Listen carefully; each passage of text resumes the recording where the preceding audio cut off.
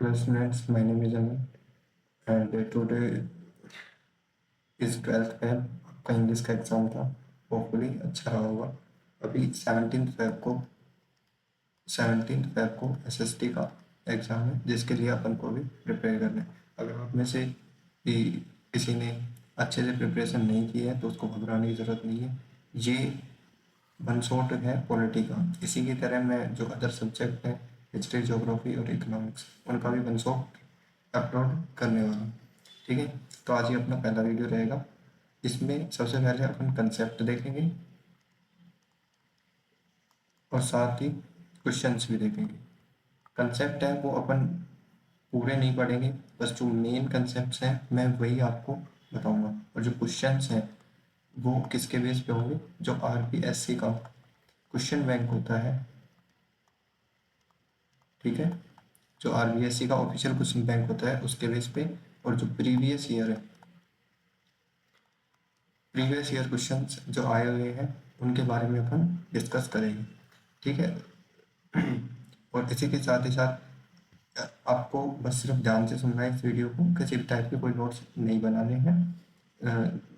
जो अपनी लेक्चर रहेगा इसका मैं पीडीएफ अपलोड कर दूंगा। उसके लिए आप मेरे टेलीग्राम चैनल को ज्वाइन कर सकते हैं, जो कि डिस्क्रिप्शन में लिंक दिया गया है। तो चलो अपन इस लैपटॉप को स्टार्ट करते हैं। ठीक है, देखो पहली बात तो ये है कि जो पॉलिटिकल साइंस है ये अपनी बुक है डेमोक्रेटिक पॉलिटिक्स। ठीक है, इसमें 5 चैप्टर्स हैं, जिसमें स्टार्टिंग के जो 3 चैप्टर्स है वो 4 मार्क्स के हैं, और 4th चैप्टर है वो 5 मार्क्स का है, और जो लास्ट चैप्टर है वो 3 मार्क्स का है। तो इसमें एक लॉन्ग क्वेश्चन आता है, बाकी शॉर्ट क्वेश्चन और वेरी शॉर्ट क्वेश्चन है वो अपन इसमें देखते हैं। ठीक है, तो चलो स्टार्ट करते हैं। सबसे पहले अपन फर्स्ट चैप्टर के बारे में देखते हैं। फर्स्ट चैप्टर में से अपन को क्या क्या याद करना है। देखो, फर्स्ट चैप्टर का नेम है क्या, पावर शेयरिंग। यहाँ से अपन को जनरली 1, 1 एंड 2, एक सिंगल मार्क का, मतलब कि 2 वेरी शॉर्ट और एक शॉर्ट टाइप का क्वेश्चन अपन को देखने के लिए मिलता है। तो पहला क्वेश्चन है यहाँ पे, जो गवर्नमेंट है इनके कितने ऑर्गन होते हैं। गवर्नमेंट के कितने ऑर्गन होंगे, 3 ऑर्गन होते हैं गवर्नमेंट के। कौन कौन से ऑर्गन होते हैं गवर्नमेंट के, अपन देखते हैं। गवर्नमेंट के ऑर्गन कौन कौन से होते हैं, तो गवर्नमेंट के ऑर्गन होते हैं, एक तो लेजिस्लेचर हो गया, लेजिस्लेटिव हो गया, एग्जीक्यूटिव हो गया, और जुडिशरी हो गया। ठीक है, लेजिस्लेचर का मतलब क्या होता है, ये लॉ मेकिंग होता है। आपको जो मैं बोल रहा हूँ उन पे ज़्यादा, उस चीज़ पे ज़्यादा फोकस करना है। मैं लिखूंगा कम यहाँ पे, क्योंकि अपन चैप्टर को ज़्यादा लेंथी नहीं कर सकते हैं, और अभी अपन को पाँचों ही चैप्टर्स हैं वो क्लियर करना है इसी वीडियो में। तो मैं जो बोलता हूँ उसको अच्छे से सुनना है। ठीक है, जो नोट्स है वो मैं अगेन बता रहा हूँ कि हर चीज़ के नोट मिलेंगे आपको कहाँ पे, पीडीएफ में। तो उसके लिए आपको टेंशन लेने की बिल्कुल ज़रूरत नहीं है। तो लेजिस्लेचर है, इसका काम क्या होता है, लॉ मेकिंग का, कानून बनाएगा। ठीक है, एग्जीक्यूटिव क्या करेगा, एग्जीक्यूट करेगा उसको, एग्जीक्यूट मतलब कि इम्प्लीमेंट करेगा। ठीक है, और जुडिशरी है वो लॉ मेकिंग होता है, डिसीजन मेकिंग होता है, कि अगर कोई लेजिस्लेचर है या एग्जीक्यूटिव है, अगर उसको फॉलो कर रहा है नहीं कर रहा है, तो इन सारे कानून को कौन देखता है, जुडिशरी देखता है, और उसके ऊपर किसी भी टाइप का डिसीजन लेता है। ठीक है, तो ये, और एक चीज़ अपन ये देखते हैं कि पावर शेयरिंग का मतलब क्या है। ठीक है, पावर शेयरिंग का मतलब क्या है कि जो कॉन्स्टिट्यूशन होता है तो उसमें ये एक कंसेप्ट है वो अडोप्ट किया जाता है। इसका मतलब ये होता है कि जो एक तो अपनी सेंट्रल गवर्नमेंट है, और एक अपने जो लोकल गवर्नमेंट होते हैं, स्टेट गवर्नमेंट हो गई जैसे, तो इनके बीच में पावर का डिस्ट्रीब्यूशन करना, पावर को शेयर करना। ठीक है, ऐसा नहीं है कि पावर एक ही हाथ में आ जाए, कि एक कंट्री है उसमें जो पूरा का पूरा पावर है वो किसी एक ऑर्गेनाइजेशन के पास में आ जाए, या फिर किसी एक सिंगल पर्सन के पास में आ जाए। ऐसा, इस सब से बचने के लिए अपन क्या करते हैं, पावर को शेयर करते हैं। ठीक है, अब शेयर किस में कर सकते हैं, जैसे कि लेजिस्लेचर, एग्जीक्यूटिव हो गया, जुडिशरी हो गया, जो मैंने अभी गवर्नमेंट के ऑर्गन बताए। तो ये गवर्नमेंट के 3 ऑर्गन होते हैं, इनमें पावर का डिस्ट्रीब्यूशन कर किया जाता है। इसको ही अपन क्या बोलते हैं, पावर शेयरिंग बोलते हैं। तो पावर शेयरिंग के कंसेप्ट को बताने के लिए, और ये इतना इंपॉर्टेंट क्यों है, इस चैप्टर में ये 2 चीज़ें दी गई हैं। एक तो बेल्जियम के बारे में बताया गया है, और एक श्रीलंका के बारे में बताया गया है। तो बेल्जियम क्या है, देखो बेल्जियम यहाँ पे, जैसे कि अगर मान लेता हूँ कि ये बेल्जियम का मैप है, तो इसके दो पार्ट है यहाँ पे, ठीक है। इसका जो एक पार्ट ये वाला है, जैसे कि एक पार्ट 59% एरिया है, अगर मैं एरिया वाइज बात करता हूँ तो 59% एरिया ये वाला है, और ये वाला एरिया है 40%, ठीक है। एक को हम क्या बोलते हैं, फ्लेमिश रीजन बोलते हैं। 59% एरिया को हम क्या बोलते हैं, फ्लेमिश रीजन बोलते हैं। और जो 40% एरिया है उसको अपन क्या बोलते हैं, वेलोनियन रीजन बोलते हैं। क्या बोलते हैं, वेलोनियन रीजन। तो जो फ्लेमिश रीजन है यहाँ पे कौन रहता है, यहाँ पे फ्रेंच, यहाँ पे डच स्पीकिंग पीपल रहते हैं। कौन रहते हैं, डच स्पीकिंग। डच स्पीकिंग का मतलब क्या है कि ऐसे लोग रहते हैं जो डच लैंग्वेज बोलते हैं, ठीक है। और जो वेलोनियन रीजन है यहाँ पे कौन रहते हैं, यहाँ पे फ्रेंच स्पीकिंग पीपल रहते हैं। देखो आपको ध्यान से समझना है, ठीक है, जिससे कई क्वेश्चन ऐसे भी होते हैं जो अलग से आ जाते हैं, तो उनके आंसर भी आप कर पाओगे, ठीक है। तो थोड़ा सा आपको कंसेप्ट को समझना जरूरी है, उसके बाद में ये सारे ही क्वेश्चन रहेंगे, ठीक है, एग्जाम में। देखो डच स्पीकिंग है और फ्रेंच स्पीकिंग है। इसके बाद में ये अपन देख सकते हैं कि भाई 59% है, और एक अपन इसकी बात कर लेते हैं कैपिटल की। बेल्जियम की कैपिटल क्या है, ब्रुसल्स है, ठीक है, ये आपको पता होना चाहिए। जो ब्रुसल्स है उसमें ये 20% है, और ये है 80%। 20% कौन है, जो ये डच स्पीकिंग पीपल है, ये इसके कैपिटल ब्रुसल्स में 20% है, और जो फ्रेंच स्पीकिंग पीपल है वो इसकी कैपिटल में 80% है। अब देखो यहाँ से देखने के लिए क्या मिल रहा है कि पहली बात तो यहाँ पे जो डच स्पीकिंग पीपल है कहाँ पे, पूरे के पूरे बेल्जियम में, तो ये क्या है, यहाँ पे मेजोरिटी में है। किसमें है ये, मेजोरिटी में है। और जो फ्रेंच स्पीकिंग पीपल है ये किसमें है, यहाँ पे माइनॉरिटी में है। मेजोरिटी का मतलब आपको पता है कि ज्यादा लोग हैं, ठीक है, ज्यादा लोग हैं। और माइनॉरिटी का मतलब नंबर में कम है वो लोग। लेकिन ब्रुसेल्स इसकी कैपिटल है, वहाँ पे आते हैं ये चीज अलग हो जाती है। यहाँ पे जो डच स्पीकिंग है वो तो माइनॉरिटी में आ जाते हैं, और जो फ्रेंच स्पीकिंग है वो किस में चले जाते हैं, यहाँ पे आते हैं मेजोरिटी में चले जाते हैं। तो ये यहाँ का एक तरीके का डिस्ट्रीब्यूशन है कि बेल्जियम में जो भी लोग रहते हैं उनका डिस्ट्रीब्यूशन किस तरीके से हो रखा है।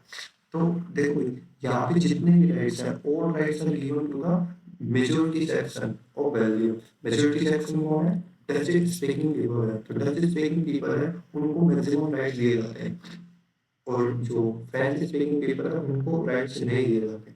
इससे क्या क्रिएट हुआ, इससे प्रॉब्लम क्रिएट हुआ, problem between Dutch speaking and French speaking people. और ये प्रॉब्लम क्रिएट कब हुआ, 1950 टू 60, 1950 टू 60, इस वाले टाइम के अंडर में यहाँ पे टेंशन क्रिएट होना स्टार्ट हो जाता है। किसके बीच में, जो दो कम्युनिटी रहती है, यहाँ पे दो कम्युनिटी रहती है, दोनों के बीच में ये प्रॉब्लम है या फिर ये टेंशन है, ये होना स्टार्ट हो जाता है। तो यहाँ पे जो यहाँ की गवर्नमेंट है वो क्या करती है, पहले बात तो हमने बेल्जियम की कंडीशन देख ली कि यहाँ पे सिचुएशन है क्या, ठीक है। उसके बाद में हम क्या देखेंगे कि यहाँ पे जो गवर्नमेंट है वो क्या करती है इस सब को लेकर के, जो ये प्रॉब्लम चल रही है वो क्या करती है, अकोमोडेशन करता है। यहाँ पे अकोमोडेशन इन बेल्जियम, बेल्जियम में क्या होता है, अकोमोडेशन होता है।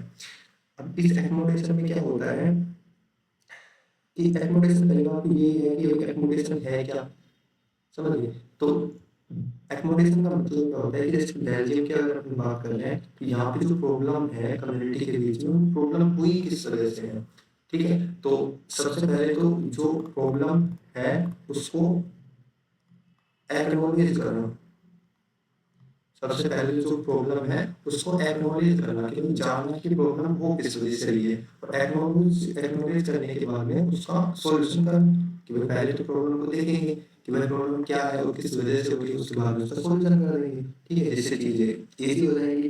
तो यहाँ पे 1970 से 1993 तक, 1970 से 1993 तक 4 कॉन्स्टिट्यूशन अमेंडमेंट किए जाते हैं। क्या किए जाते हैं, 4 कॉन्स्टिट्यूशन अमेंडमेंट किए जाते हैं। तो यहाँ का कॉन्स्टिट्यूशन, पहले कॉन्स्टिट्यूशन में क्या हुआ करता था बेल्जियम में, जो इसकी मेजोरिटी पॉपुलेशन था वो डच स्पीकिंग, इसी को यहाँ पे ज्यादा से ज्यादा राइट्स वो दिए जाते थे। लेकिन जो कॉन्स्टिट्यूशन है उसमें थोड़ा सा बदलाव किया जाता है, अमेंडमेंट किया जाता है। अमेंडमेंट का मतलब यही है कि जो उसमें पहले से चीजें लिखी हुई है उनको थोड़ा चेंज किया जाएगा। 4 अमेंडमेंट यहाँ पे किए जाते हैं। इसमें नंबर 1 क्या है कि यहाँ पे जो मिनिस्टर्स हैं, ठीक है, जैसे कि जो जो यहाँ का बेल्जियम का एडमिनिस्ट्रेटिव सिस्टम रहा होगा, जैसे कि अपने यहाँ पे पार्लियामेंट है, तो इस तरीके से वहाँ पे कोई एडमिनिस्ट्रेटिव सिस्टम रहा होगा, तो उसमें जो मिनिस्टर्स का नंबर है वो इक्वल किया गया। मिनिस्टर्स का नंबर है वो इक्वल किया गया। किन मिनिस्टर का नंबर? जो डच स्पीकिंग मिनिस्टर है और फ्रेंच स्पीकिंग मिनिस्टर है, डच और फ्रेंच दोनों ही मिनिस्टर्स का नंबर क्या है? इक्वल कर दिया गया। जिससे क्या हुआ कि दोनों कम्युनिटी को इक्वल राइट्स मिल रहे हैं, जिससे कॉन्फ्लिक्ट कम हुआ। उसके बाद में यहाँ पे क्या किया गया? देखो इसकी प्रॉब्लम कहाँ पे है? ब्रुसेल्स में भी है, क्योंकि ब्रुसेल्स में भी क्या है, ये डिस्ट्रीब्यूशन अलग अलग है।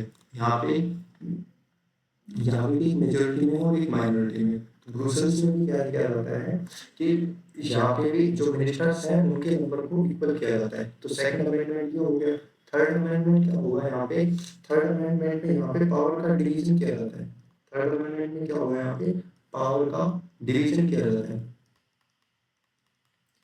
पावर का डिवीजन कहाँ पे किया जाता है? सेंट्रल गवर्नमेंट में और स्टेट गवर्नमेंट में।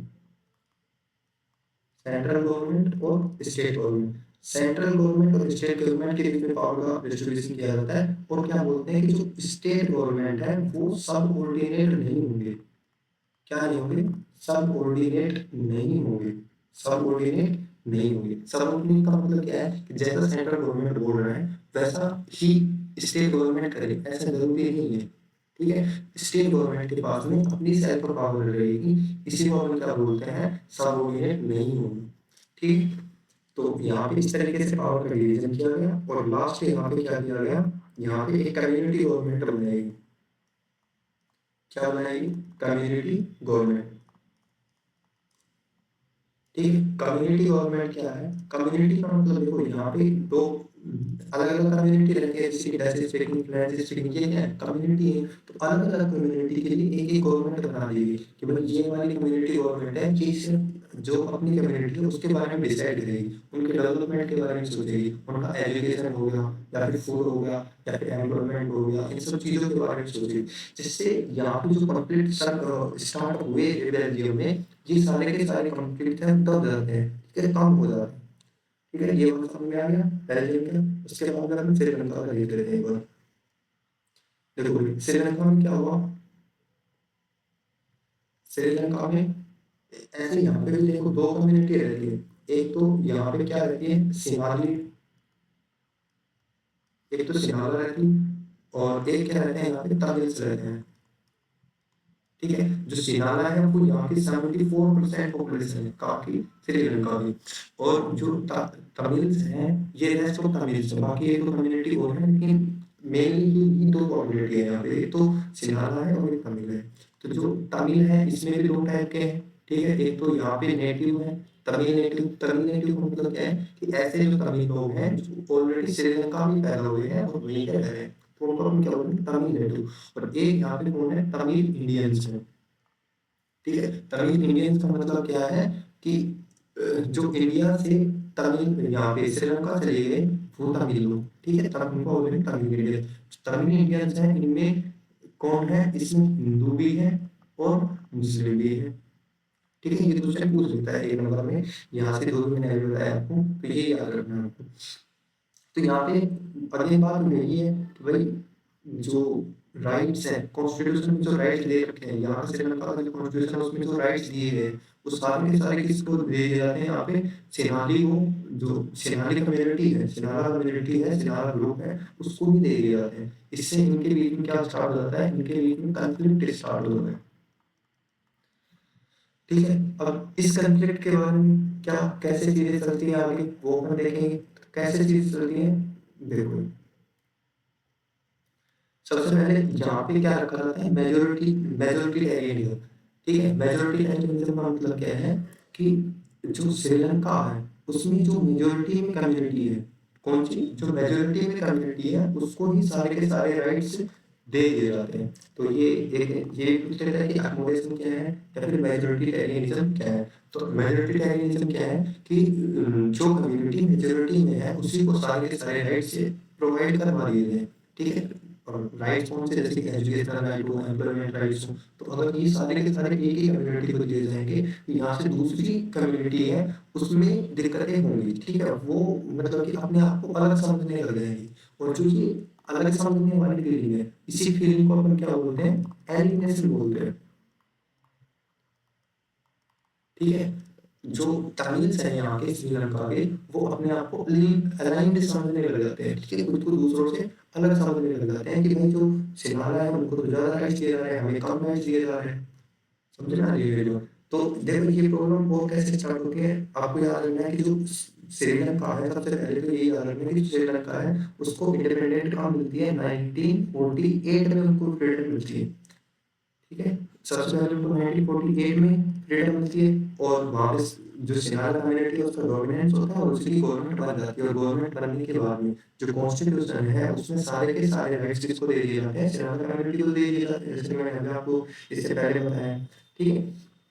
और एक यहाँ पे एक चीज आपको भी बहुत याद रखनी है कि 1956 में जो सिंघाली है ना, सिंघाली एक लैंग्वेज है जो किसके द्वारा बोली जाती है, जो सिनारा ग्रुप है उसके द्वारा ही बोली जाती है। तो ये सिनारी लैंग्वेज है, इसको क्या बना दिया जाता है यहाँ पे, ऑफिशियल लैंग्वेज बना दिया जाता है। अब देखो ये धीरे धीरे वो चीजें दिख रही हैं आपको कि जिसमें राइट्स किसको दिए जा रहे हैं, सिनारी कम्युनिटी को दिए जा रहे हैं, ठीक है। इसके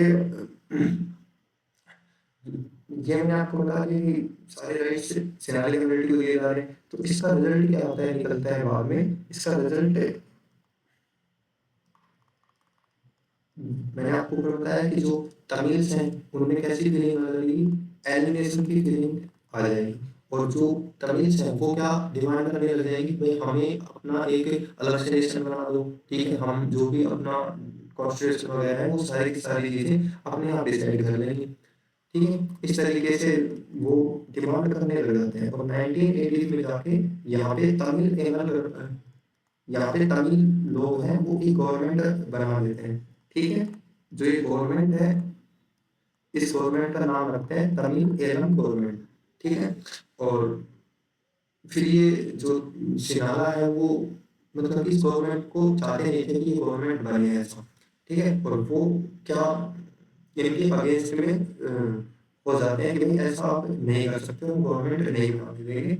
और वहाँ पे श्रीलंका में क्या स्टार्ट हो जाता है, सिविल वॉर स्टार्ट हो जाता है। सिविल वॉर का मतलब क्या होता है कि सिविल वॉर वो होता है कि जो एक कंट्री के अंदर ही, कंट्री में जो लोग रह रहे हैं, अलग अलग कम्युनिटी रह रहे हैं, उनके बीच में कंफ्लिक्ट हो जाए तो उसको हम सिविल वॉर बोलते हैं। सिविल वॉर स्टार्ट होता है यहाँ पे जो अप्रोक्सीमेट 2009 के लगभग चल रहा है, तब 1980 से 2019 काफी टाइम, लंबा टाइम हो गया जिस तक ये कंफ्लिक्ट चलता है या फिर ये इस तरीके का वॉर चल रहा है।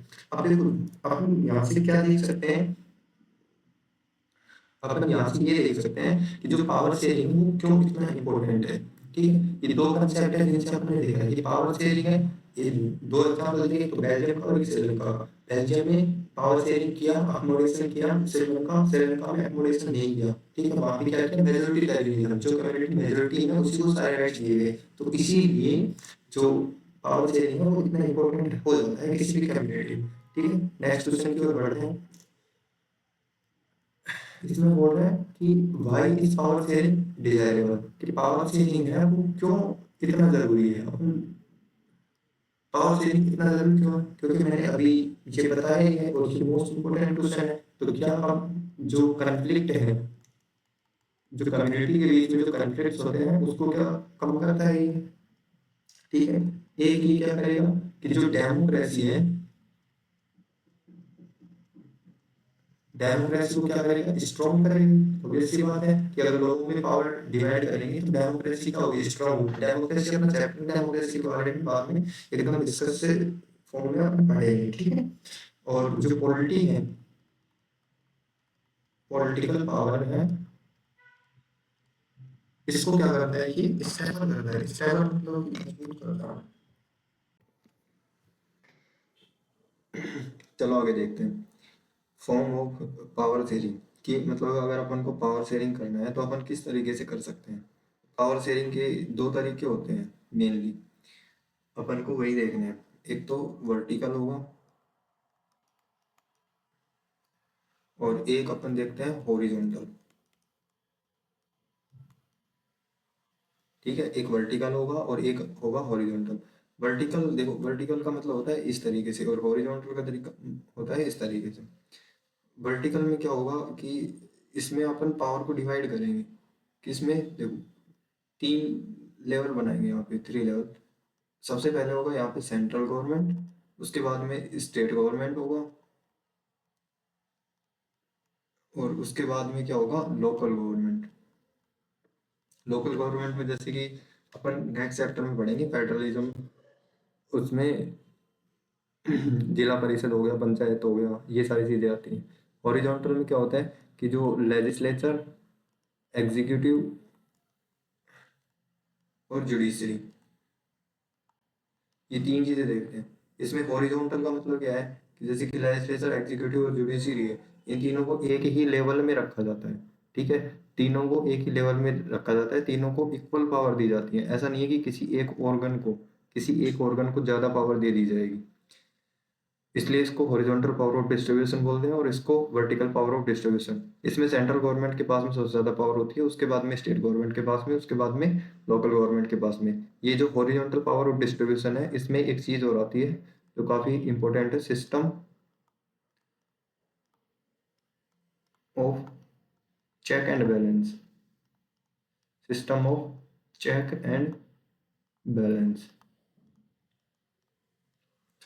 चेक ऑफ बैलेंस का एक सिस्टम होता है। चेक ऑफ बैलेंस का सिस्टम का मतलब क्या है कि ये तीन ऑर्गन है ना, लेजिस्लेचर, एग्जीक्यूटिव और जुडिशरी, इनमें ये सिस्टम रखा जाता है कि जो लेजिस्ले कोई एक ऑर्गन है वो जो रिमेनिंग दो ऑर्गन है उनमें उनको चेक कर सकता है कि मतलब कि किस तरीके से वो काम कर रहे हैं। अगर कि कहीं कोई अपने ज्यूरिडिक्शन से बाहर तो नहीं जा रहे हैं। ज्यूरिडिक्शन का मतलब है कि इनको एक एरिया प्रोवाइड करवाया गया है कॉन्स्टिट्यूशन के थ्रू, कि ये इन सब एरिया के अंडर में रह के ये काम कर सकते हैं, इन एरियाज से बाहर नहीं जा सकते हैं। तो इसमें जो एक ऑर्गन है वो अदर ऑर्गन के साथ में इंटरेक्ट कर सकता है, उनमें दखल दे सकता है। जैसे कि अगर एग्जीक्यूटिव कुछ काम कर रहा है तो उसमें ये जांच कर सकता है लेजिस्लेचर और जुडिशरी। तो इस तरीके से ये होता है system of check and balance. तो इस तरीके से अपना ये चैप्टर खत्म होता है। देखो, मैं आपको इतना इसलिए समझा रहा हूँ कि नॉर्मली जैसे कि मैं आपको ये क्वेश्चन दिखा दूँ, क्वेश्चन तो यही इंपॉर्टेंट है। अब जाके आप वहाँ पे आंसर वगैरह देखोगे, ठीक है, तो उसमें कोई फायदा नहीं है, फिर आपको वो चीज़ें समझ में भी नहीं आएंगी। तो थोड़ा सा टाइम देंगे, 15 से 20 मिनट चाहे ज़्यादा हो जाए, लेकिन इस वीडियो को देखने के बाद में आपके कोई भी डाउट नहीं रहेंगे और आप एग्जाम में काफ़ी अच्छा करके आओगे अगर ध्यान से देख रहे हो तो। ठीक है, तो आराम से बैठना है और लास्ट तक देखना है इस वीडियो को। जिसके पहले से कंसेप्ट क्लियर है वो उसको स्पीड को ज़्यादा करके देख सकता है। बाकी जिसने पहले अच्छे से नहीं पढ़ा है, काफ़ी चीज़ें वीक रह गई हैं, वो जैसे चल रहा है वैसे चलने दे। ठीक है, अगेन मैं बता देता हूँ, जैसे कि ये चीज़ें हैं, ये system of check and balance मैंने आपको बताया इंपॉर्टेंट है, तो इसमें मैंने यहाँ पे कुछ भी लिखा नहीं है, वर्टिकल हॉरिजॉन्टल में कुछ भी लिखा नहीं है, लेकिन जो पीडीएफ मिलेगी उसमें इनकी प्रॉपर डेफिनेशन लिखी लिखी मिलेगी आपको। जैसे एग्जाम में आपको जिस तरीके से लिखना है वो सारी चीज़ें, तो उनकी आपको बिल्कुल भी टेंशन नहीं लेनी है। चलो नेक्स्ट स्टार्ट करते हैं, नेक्स्ट चैप्टर, फेडरलिज्म। देखो, फेडरलिज्म का मीनिंग भी वही होता है same, distribution of power. Federalism में ये नहीं होता है कि अपन पावर बस एक जगह पे रख देंगे। फेडरलिज्म में पावर को डिस्ट्रीब्यूट किया जाता है। अब डिस्ट्रीब्यूशन कैसे कैसे होगा, जैसे कि सेंट्रल गवर्नमेंट, स्टेट गवर्नमेंट और लोकल गवर्नमेंट, इस तरीके से अपन डिस्ट्रीब्यूशन करते हैं। टाइप्स ऑफ फेडरलिज्म क्या होते हैं, अपन दो टाइप देखते हैं इसमें। कितने टाइप देखते हैं इसमें, दो टाइप देखते हैं। एक तो होल्डिंग टुगेदर फेडरलिज्म होता है और एक कमिंग टुगेदर फेडरलिज्म होता है। एक तो कौन सा होता है, होल्डिंग, और एक होता है इसमें कमिंग। होल्डिंग टुगेदर और एक होता है कमिंग टुगेदर। होल्डिंग टुगेदर में क्या होता है कि इसमें देखो कुछ कीवर्ड्स हैं जो मैं आपको बता देता हूँ, वही आपको याद रखने। कमिंग टुगेदर में जो, देखो पहली बात तो है कि साथ में आ रहे हैं। ठीक है, होल्डिंग टुगेदर या कमिंग टुगेदर, एक वर्ड यूज कर रहा हूँ, टुगेदर। टुगेदर मतलब कि एक साथ में आना। तो होल्डिंग टुगेदर में जो भी साथ में आएंगे वो अपने आप में कैसे इंडिपेंडेंट नहीं होंगे, इंडिपेंडेंट नहीं होंगे वो। इंडिपेंडेंट नहीं होंगे और मिलकर क्या बनाएंगे, एक यूनियन बनाएंगे। लेकिन कमिंग टुगेदर में जो भी आएंगे स्टेट्स, वो क्या होंगे, इंडिपेंडेंट होंगे अपने आप में। ठीक है, यहाँ पे क्या होता है, इक्वल पावर डिस्ट्रीब्यूशन होता है कि जो भी साथ में आ रहा है सबको इक्वल पावर दी जाती है।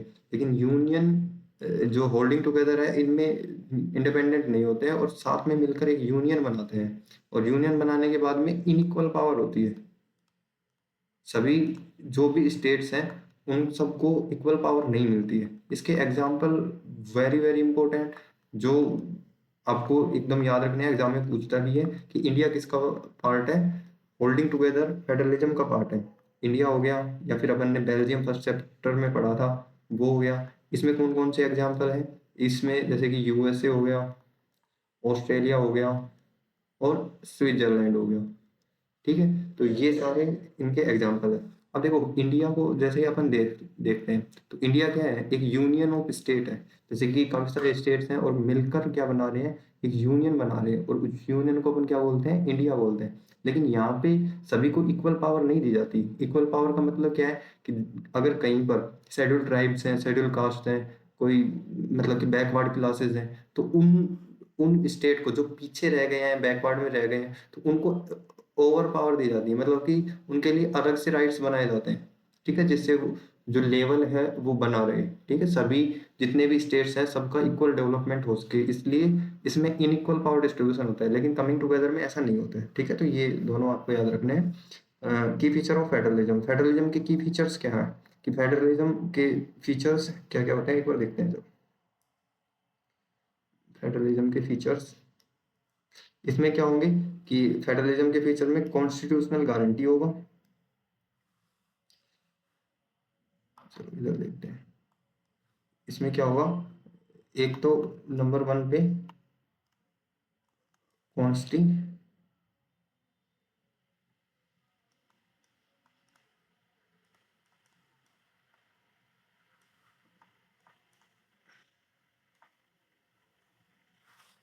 कॉन्स्टिट्यूशनल गारंटी, कि कॉन्स्टिट्यूशनल गारंटी का मतलब क्या है, कि अपना एक कॉन्स्टिट्यूशन है, कॉन्स्टिट्यूशन के थ्रू ही ये सारी चीजें, देखो अपन जो भी पढ़ रहे हैं, पहले पावर शेयरिंग पढ़ा वो भी कॉन्स्टिट्यूशन में लिखा हुआ है, अभी फेडरलिज्म पढ़ रहे हैं ये भी कॉन्स्टिट्यूशन में लिखा हुआ है। तो ये फेडरलिज्म जो वर्ड है ये कॉन्स्टिट्यूशन में लिखा गया है। कल को आके स्टेट ये नहीं बोल, सेंट्रल गवर्नमेंट ये नहीं बोल सकती है कि जो पावर्स हैं कॉन्स्टिट्यूशन में आपको प्रोवाइड की गई है, उन सभी पावर्स को अ, अभी हम खत्म कर रहे हैं और सारी की सारी पावर आज के बाद में किसके पास में रहेंगी, सेंट्रल गवर्नमेंट के पास में रहेगी। तो ऐसा पॉसिबल नहीं है। कॉन्स्टिट्यूशनल गारंटी का मतलब यही है कि कॉन्स्टिट्यूशन में जो गारंटी की गई है, गारंटी दी गई है कि पावर का डिस्ट्रीब्यूशन होगा फेडरलिज्म के तरीके से होगा। भले ही यूनियन के पास में, भले ही सेंट्रल गवर्नमेंट के पास में ज्यादा पावर है, लेकिन पावर का डिस्ट्रीब्यूशन करना जरूरी है। स्टेट गवर्नमेंट और लोकल गवर्नमेंट को भी पावर देना जरूरी है। इसके ये यूनिटी को बढ़ाता है। ठीक है, लोगों के बीच में यूनिटी आती है। और इसके बाद में अपन देखते हैं इसका सोर्स ऑफ रेवेन्यू है, सोर्स ऑफ रेवेन्यू। देखो पहली बात तो यूनिटी का मतलब तो आपको बताया गया कि लोगों के बीच में एकता बढ़ेगी। ठीक है, सभी लोग ऐसे मानेंगे भाई हम एक ही यूनियन से बिलोंग करते हैं। सोर्स ऑफ रेवेन्यू का मतलब क्या है, कि अगर अपन स्टेट गवर्नमेंट को पास पावर देंगे, तो उसमें क्या होगा, स्टेट गवर्नमेंट के पास में उस स्टेट के अंडर में जितना भी रेवेन्यू कलेक्ट करना है उन सबके राइट्स आ जाएंगे। जिससे क्या होगा, उसका रेवेन्यू बढ़ेगा और वो फिर अपने स्टेट के लिए काम कर सकते हैं। ठीक है, और ये सारे इसके की फीचर्स होते हैं। और उसके बाद में देख तो three fold of legislature power.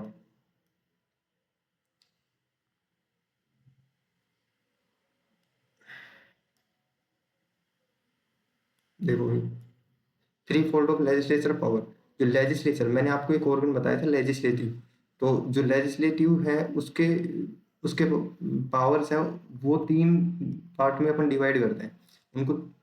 एक लिस्ट बनाई गई है जिस लिस्ट को तीन पार्ट में अपन डिवाइड करते हैं। एक तो यूनियन लिस्ट होता है, एक स्टेट लिस्ट होता है, और एक क्या होगा, कंकरेंट लिस्ट। ठीक है, ये तीन लिस्ट होते हैं, यूनियन लिस्ट हो गया, स्टेट लिस्ट हो गया, और एक क्या हो गया, कनकरेंट लिस्ट। यूनियन लिस्ट में वो सारी चीजें आती हैं जिसमें सेंट्रल गवर्नमेंट है वो रूल, जिसमें सेंट्रल गवर्नमेंट लॉ बनाती है। स्टेट लिस्ट में वो सारी चीजें आएंगे जिसमें स्टेट गवर्नमेंट क्या बनाएगी, लॉ बनाएगी। और जो कंकरेंट लिस्ट है उसमें वो सारे सब्जेक्ट आएंगे जिसमें सेंट्रल गवर्नमेंट और स्टेट गवर्नमेंट दोनों मिलकर क्या बनाती हैं, लॉ बनाती हैं। ठीक है, तो ये 3 लिस्ट है, इनको आपको याद रखना है। अब देखो ये लिस्ट किस तरीके से है, जब कॉन्स्टिट्यूशन अपना बनाया गया तो उस टाइम पे लेजिस्लेचर है उसकी पावर्स को डिवाइड किया गया था, तो उनकी पावर को इन 3 लिस्ट के अंदर रखा गया। 3 उसकी जो सूची है वो बना दी गई। अब जिसमें यूनियन, स्टेट और कंकरेंट लिस्ट है।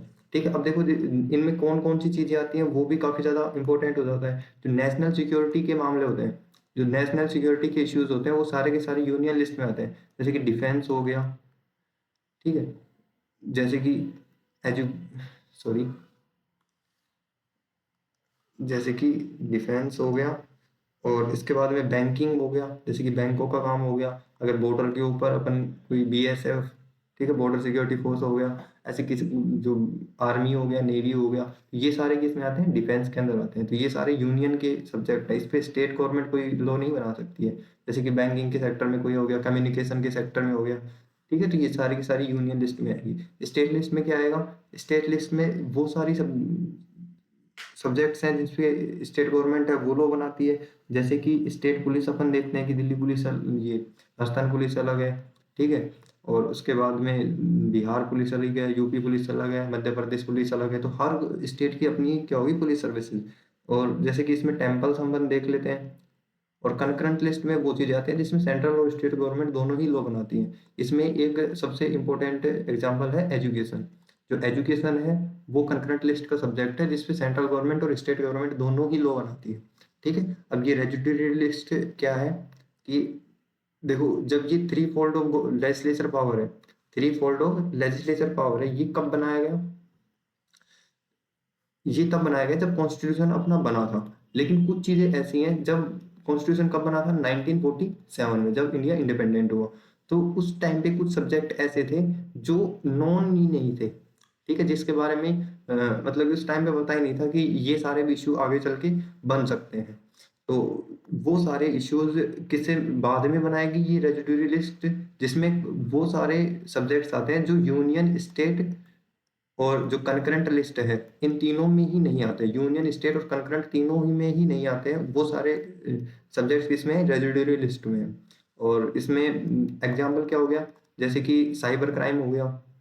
साइबर क्राइम का मतलब क्या है, जैसे कि कंप्यूटर से रिलेटेड जो साइबर क्राइम्स होते हैं वो सारे के सारे किस में आएंगे, रेजिड्यूरी लिस्ट में आएंगे। उस टाइम पे कंप्यूटर से रिलेटेड इन प्रोग्राम्स के बारे में ज्यादा नॉलेज नहीं थी।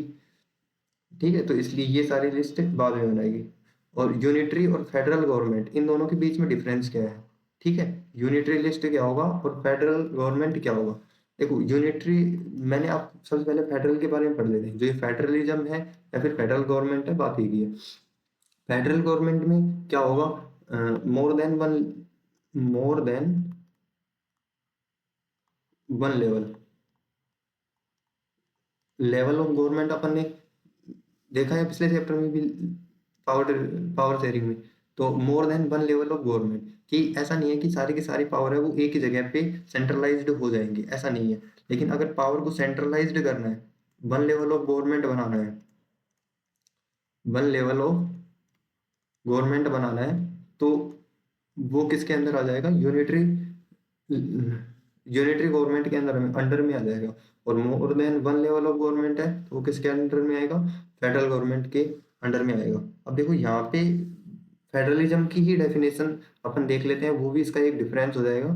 फेडरलिज्म की डेफिनेशन क्या है कि distribution,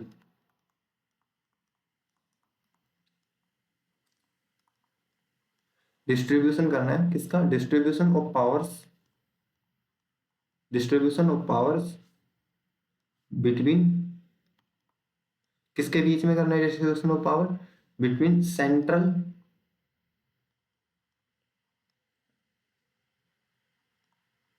authority and, between central authority and, central authority हो गई एक तो, और एंड सब यूनिट्स। ये अब सब यूनिट्स क्या आ गया, देखो, distribution of power between central authority and सब यूनिट्स। सेंट्रल अथॉरिटी में तो क्या आ जाता है, सेंट्रल गवर्नमेंट आ जाता है, ठीक है। सब यूनिट्स में जो सेंट्रल गवर्नमेंट के नीचे की जितनी भी गवर्नमेंट होती है, जैसे स्टेट गवर्नमेंट या फिर अपन विलेज पे, जिला पे, इन सब के लेवल पे अपन देखते हैं, तो वो सारे के सारे इसमें आ जाते हैं। और यहाँ पे जो सब यूनिट्स हैं, अब देखो अपन ने सभी यूनिट्स को पावर तो दे दी। सब यूनिट्स का मतलब क्या है, स्टेट गवर्नमेंट या फिर लोकल गवर्नमेंट। लेकिन जो सब यूनिट्स हैं वो सेंट्रल अथॉरिटी की क्या नहीं होती हैं, सबऑर्डिनेट नहीं होती हैं। सबऑर्डिनेट मैंने आपको लास्ट चैप्टर में भी बताया था अभी। सबऑर्डिनेट मतलब कि जैसा सेंट्रल गवर्नमेंट बोलेगा, जैसा सेंट्रल अथॉरिटी बोलेगी, वैसा जो सब यूनिट्स हैं इनको करना पड़ेगा, या स्टेट गवर्नमेंट को करना पड़ेगा, ऐसा कोई जरूरी नहीं है, ठीक है। यही क्या है, फेडरलिज्म अपना। लेकिन जो यूनिटरी फॉर्म ऑफ गवर्नमेंट है, इसमें क्या होगा कि जो सब यूनिट्स होती हैं, ये क्या होती है, सबऑर्डिनेट होती हैं। किसकी सबऑर्डिनेट होती है, सेंट्रल अथॉरिटी की। ओके। इसके बाद में अपन और देख लेते हैं फेडरलिज्म में क्या होता है, कि जो स्टेट गवर्नमेंट है वो आंसरेबल होती है किसके लिए, सेंट्रल गवर्नमेंट के लिए। जो स्टेट गवर्नमेंट है वो आंसरेबल नहीं होती है, सॉरी, सेंट्रल स्टेट गवर्नमेंट है वो आंसरेबल नहीं होती है किसके लिए, सेंट्रल अथॉरिटी के लिए। मतलब कि अगर सेंट्रल गवर्नमेंट अगर कुछ पूछता है तो जरूरी नहीं है कि स्टेट गवर्नमेंट उसको जवाब दे उस चीज के बारे में, ठीक है। और इन जो सिंपल सा बोल सकते हैं कि जो स्टेट गवर्नमेंट है या फिर सब यूनिट्स हैं, इनके पास में अपनी क्या होती है, पावर होती है, ठीक है। ये सबसे इम्पोर्टेंट टॉपिक है, ठीक है, जहां से बड़ा क्वेश्चन बनता है। थ्री फोल्ड ऑफ गवर्नमेंट या फिर डिसेंट्रलाइजेशन इन इंडिया। अब ये सबसे लास्ट में देखते हैं, स्टेट रिकॉग्निशन कमीशन है, ये कब बना था, 1956 में बना था। बस इसमें इतना ही याद रखना है, एक नंबर का क्वेश्चन आ सकता है ये।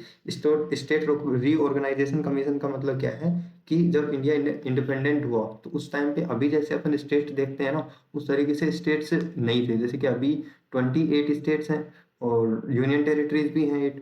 अब लेकिन उस टाइम पे ऐसा नहीं था। उस टाइम पे स्टेट्स हैं वो बिखरे हुए थे, तो उन सभी स्टेट्स को मतलब कि डिवाइड किया गया था, अलग अलग किया गया था, ठीक है। किसके बेस पे किया गया था, लिंग्विस्टिक बेस पर। लिंग्विस्टिक बेस पर, लिंग्विस्टिक का मतलब क्या है, लैंग्वेज, कि वहां पे जैसे कि एक सेम लैंग्वेज बोलने वाले लोग हैं उनको एक अलग से स्टेट दिया गया, ठीक है। ऐसे दूसरी लैंग्वेज बोलने वाले लोग हैं उनको एक अलग से स्टेट दिया गया। तो इस तरीके से स्टेट्स हैं उनको डिवाइड किया गया था। डिसेंट्रलाइजेशन इन इंडिया एक बार देख लेते हैं, ठीक है। देखो इधर बता देता हूँ मैं, डिसेंट्रलाइजेशन ऑफ इंडिया। सबसे पहले अगर मैं 1992, ये याद रखना है आपको, ठीक है, वेरी इंपॉर्टेंट।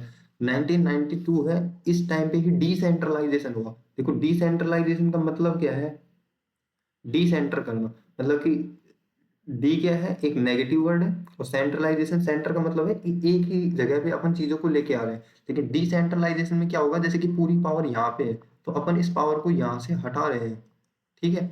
इस पावर को अपन बांट रहे हैं। पावर एक जगह पे नहीं है, पावर एक जगह पे नहीं है, पावर सभी के पास में है। इसी चीज को अपन क्या बोलते हैं, डिसेंट्रलाइजेशन, अपन इस चीज को बोलते हैं। अब ये डिसेंट्रलाइजेशन कब हुआ, 1992 में, ओके। इतना आपको पता होना चाहिए। अब देखो इसमें क्या होता है कि जो पावर है ना, वो पावर क्या की जाती है, दी जाती है। किसको दी जाती है, ये लोकल गवर्नमेंट को दी जाती है। जो लोकल गवर्नमेंट है उनको पावर दी जाती है। लोकल गवर्नमेंट है उसको यहाँ पे तीन तरीके से बताया गया है। देखो पहली बात तो ये है कि ऐसे अगर अपन देखते हैं तो ये सेंट्रल गवर्नमेंट हो गया, ये स्टेट गवर्नमेंट हो गया, और यहाँ पे अपन देखते हैं लोकल गवर्नमेंट और बन जाती है। अब इस लोकल गवर्नमेंट के अंदर क्या आएगा, जैसे कि यहाँ पे कॉन्स्टिट्यूशन में दो अमेंडमेंट किए गए, 73rd अमेंडमेंट और 74th अमेंडमेंट, ठीक है। यहाँ पे जो 73rd अमेंडमेंट है इसमें क्या बनाया गया, पंचायत बनाई गई। और यहाँ पे जो 74th अमेंडमेंट है इसमें म्युनिसिपालिटी बनाई गई, ठीक है। पंचायत बनाई गई और म्युनिसिपालिटी बनाई गई। पंचायत में क्या होगा कि भाई पंचायत का हेड है वो कौन होगा, यहाँ पे सरपंच होगा पंचायत का हेड, ठीक है, कौन होगा पंचायत का हेड? सरपंच होगा। और ये सारे पॉइंट्स तो आपको पंचायत के बारे में याद रखने हैं। ठीक है, इसमें रिजर्व सीट्स होंगी लोगों के लिए। क्या होंगी? लोगों के लिए रिजर्व सीट्स होंगी। अब कौन लोगों के लिए? जो शेड्यूल्ड कास्ट से हैं, शेड्यूल्ड ट्राइब से हैं, या फिर जो वुमन है, मेनली जो वुमेन हैं उनके लिए रिजर्व सीट्स का किया गया है। इसमें जो 1/3 सीट्स हैं, 1/3 ऑफ सीट्स, जितनी भी सीट्स से अगर अपन पंचायत में रखेंगे तो उसका 1/3, 33% पार्ट ऑफ किसको दिया गया? वुमेन को यहाँ पे दिया गया। और जो इसके इलेक्शन है, जो लोकल गवर्नमेंट है, इनके इलेक्शन कौन करवाता है? स्टेट इलेक्शन कमीशन करवाता है भाई, स्टेट इलेक्शन कमीशन। ठीक है, ये याद रखना है, बहुत इंपॉर्टेंट है। लोकल गवर्नमेंट है, उसके इलेक्शंस कौन करवाता है? State election commission. जो पंचायत है, सरपंच है, इसके इलेक्शन में कौन पार्टिसिपेट करते हैं? जो 18+ पॉपुलेशन होती है विलेज की, वो इसमें पार्टिसिपेट करती है। और इसके बाद में जो 3 tier of government, 3 fold of government है, ये देखो 3 fold ऑफ गवर्नमेंट है यहाँ पे। तो 3 fold ऑफ गवर्नमेंट है, इसको किस तरीके से बताया गया? इसमें देखो 3 तरीके से इसको डिवाइड किया गया। ये तीनों ही आपको, ये लॉन्ग क्वेश्चन बन सकता है, अगेन से मैं बोल रहा हूँ, तो इसको एकदम अच्छे से याद रखना है। यहाँ पे जिला परिषद बनाया गया सबसे पहले, पंचायत समिति, पंचायत समिति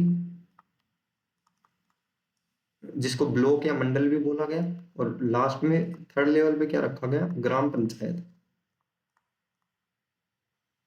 ठीक है, आपको ऐसे याद रखना है। सबसे पहले जिला परिषद हो गया डिस्ट्रिक्ट लेवल पे, पंचायत समिति हो गई किस पे? ब्लॉक मंडल या तहसील लेवल पे, और ग्राम पंचायत हो गया किससे? ग्राम सभा पे।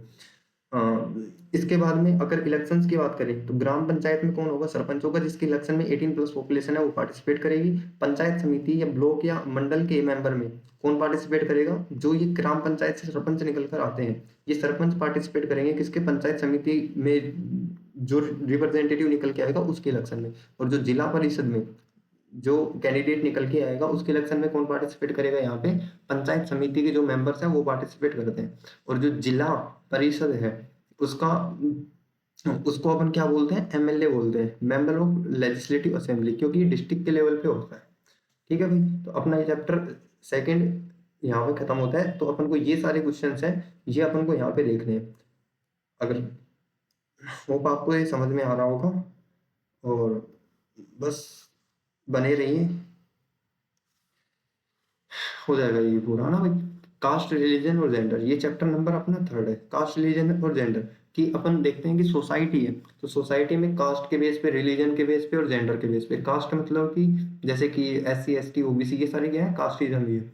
ठीक है, रिलीजन जैसे कि हिंदू मुस्लिम सिख क्रिश्चियनिटी, तो ये सारे के सारे क्या है? रिलीजन है। और जेंडर जैसे कि मेल या फीमेल, इन सब के बेस पे सोसाइटी में अपन डिस्क्रिमिनेशन है वो देखने के लिए मिलता है। तो अपन इस चैप्टर में यही बात करेंगे कि जो डिस्क्रिमिनेशन अपन देखते हैं सोसाइटी के अंदर, उसको किस तरीके से खत्म कर सकते हैं या फिर कम कर सकते हैं, और ये अपन को कहाँ कहाँ पर देखने के लिए मिलता है। ठीक है, तो सबसे पहले इसमें दे रखा है, देखो भाई, सबसे पहले इसमें दे रखा है फेमिनिज्म या फिर फेमिनिस्ट क्या होता है। फेमिनिज्म या फिर फेमिनिस्ट क्या होता है? जब फेमिनिज्म इक्वेलिटी की बात करता है, इक्वेलिटी फॉर वुमन। फेमिनिज्म और फेमिनिस्ट है, ये दोनों अलग अलग चीजें हैं। ठीक है, पहली बात तो ये याद रखना कि फेमिनिज्म है, ये क्या है? एक कंसेप्ट है। कंसेप्ट जैसे कि कोई भी एक विचारधारा है। ठीक है, कि लोग हाँ ऐसा सोचते हैं और ऐसा बनने के लिए सोचते हैं। और फेमिनिस्ट क्या है? वो पर्सन है। फेमिनिस्ट क्या है? वो पर्सन है जो इस फेमिनिज्म का जो कंसेप्ट है इसको एडॉप्ट करता है। ठीक है, फेमिनिस्ट कौन होगा? फेमिनिस्ट एक पर्सन होगा जो इस फेमिनिज्म के कंसेप्ट को एडॉप्ट करेगा। अब ये फेमिनिज्म का कंसेप्ट क्या है? कंसेप्ट ये है कि इक्वलिटी फॉर वुमेन। अपन देखते हैं सोसाइटी में कि अभी के टाइम पे थोड़ा कम देखने के लिए मिलता है, लेकिन पहले के टाइम पे ही ज्यादा था कि जो वुमेन्स है उनके साथ में इनइक्वालिटी होती थी। जैसे कि वुमेन्स है, उनको केवल घरों के अंदर रहने के लिए ही, इनसाइड हाउस ही माना जाता था कि वो इनसाइड हाउस ही वर्क करेगी, और जो मैन है वो आउटसाइड काम करेगा। और जैसे कि अगर अपन पॉलिटिकल पार्टीज में देखते हैं तो जनरली मेल्स ही होते हैं। ठीक है। तो ये सारा जो डिस्क्रिमिनेशन है एजुकेशन के मैटर में देख लें अपन, या फिर कैरियर देख लें, अपॉर्चुनिटीज देख लें डिफरेंट टाइप्स की, तो उसमें मैक्सिमम मेंस को ही ज़्यादा प्रीफर किया जाता है। तो जो ये सारी चीज़ें हैं, इसमें क्या हो रही है, इनइक्वालिटी हो रही है वुमेन्स के साथ में। तो जो पर ये फेमिनिज्म क्या कहेगा कि जो वुमेन्स हैं उनको भी इक्वालिटी मिलनी चाहिए, किसके कंपैरिजन में, मैन के कंपैरिजन में। जैसे मैन को इक्वलिटी मिलती है उसी तरीके से जो वुमेन्स है उनको भी इक्वलिटी मिलनी चाहिए। तो इसी चीज को अपन बोलते हैं क्या, फेमिनिज्म। तो ये क्वेश्चन इंपॉर्टेंट है, ठीक है। याद रखना, biggest challenge for a woman in a society, कि अगर एक सोसाइटी में वुमन रह रही है तो उसको किन किन टाइप की जो चैलेंजेस हैं जिनको उनको फेस करना होता है, ठीक है। इनइक्वालिटी कौन कौन सी है जिनको उनको फेस करना होता है। तो इसमें नंबर 1 क्या आ जाता है, आपको लिखना है, ठीक है। मैं टॉपिक टॉपिक आपको बता देता हूँ, समझा देगा। Stereotypical thinking. स्टेरियोटिपिकल थिंकिंग क्या होती है, पुरानी विचारधारा। जैसे कि पुरानी विचारधारा में अपने जो एंसेस्टर्स हैं वो जिस तरीके से सोचते थे वुमेन्स के बारे में, अगर अपन भी उसी तरीके से सोचते हैं वुमेन्स के बारे में, तो उस चीज को अपन क्या बोलेंगे, स्टेरियोटिपिकल थिंकिंग बोलेंगे, ठीक है। ये पॉइंट्स आपको याद रखने हैं और लिख के भी आना है, ठीक है। Patriarchal society.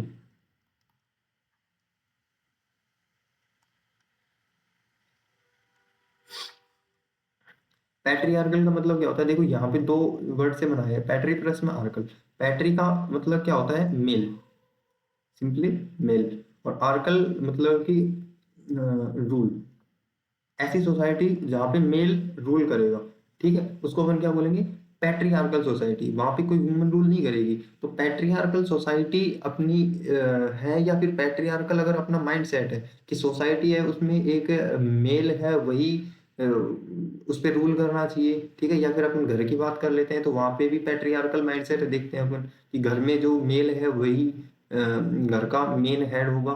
तो ये सारी चीजें सोचना, पैट्रियार्कल माइंडसेट रखना, वो भी क्या है, वुमन के लिए एक चैलेंज है, ठीक है। अगर अपन सेक्स रेशियो की बात कर लें, सेक्स रेशियो क्या होगा कि जो वुमन है जिनका बर्थ हो रहा है, मतलब कि जो बच्चे हैं उसमें फीमेल चाइल्ड जिसका बर्थ हो रहा है, किस पर 1000 मेल बर्थ पर, ठीक है। अगर पर 1000 मेल का बर्थ हो रहा है तो उसके ऊपर कितनी वुमेन है जिनका बर्थ हो रहा है। अगर अपन प्रेजेंट में 2011 के सेंसस से देखते हैं, तो 2011 के सेंसस से 943, ये अपना क्या है, ये सेक्स रेशियो है। सेक्स रेशियो मतलब कि 2011 के अकॉर्डिंग अगर पर 1000 मेल्स का बर्थ हो रहा है तो उनके कंपेरिजन में जो वुमेन्स है उनका बर्थ कितना हो रहा है, उनका नंबर है 943, ठीक है। अगर यही सेंसस अपन 2001 पे देखते हैं तो 2001 पे यही सेंसस कितना था, 933 था।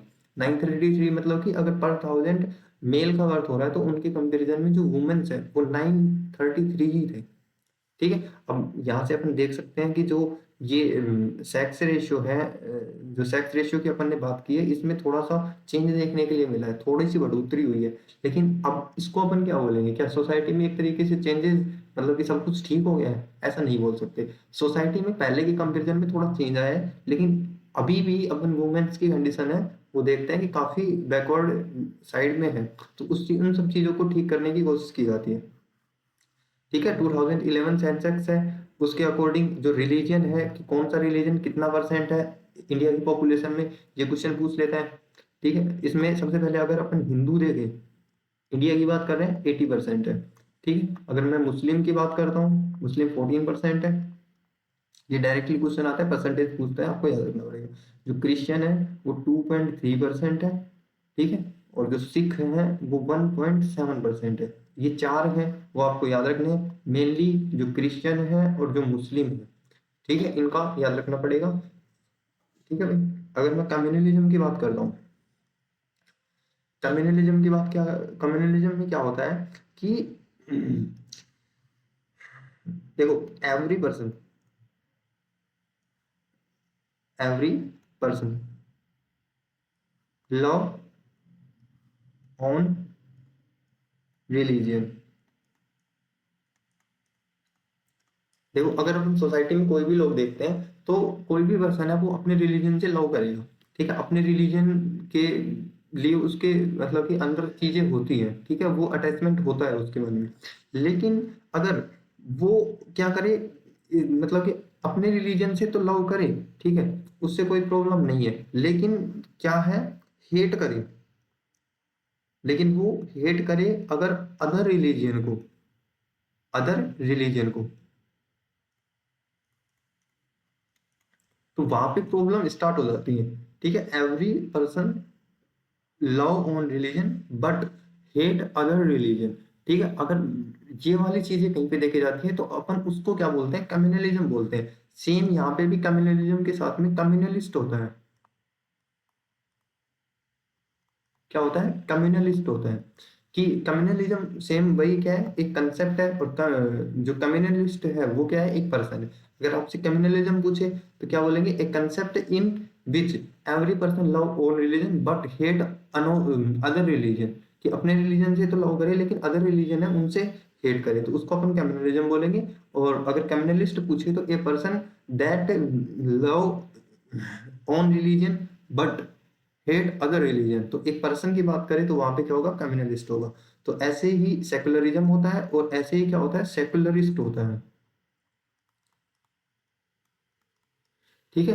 कम्युनलिज्म तो ये अदर रिलीजन को हेट करेगा, लेकिन जो सेकुलरिज्म है इसमें क्या रहता है,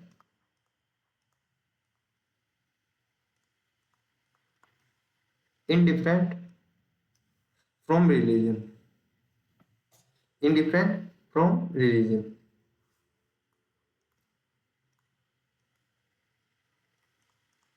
मतलब कि रिलीजन से को लेके वो किसी से भी हेट नहीं करेगा। वो किसी भी रिलीजन को चाहे उसको क्या कर सकता है, अडॉप्ट कर सकता है। एक इंडिविजुअल होता है कि कोई भी पर्सन है प्रैक्टिस एनी रिलीजन, इसी चीज को अपन क्या बोल देते हैं, सेकुलरिज्म बोलते हैं।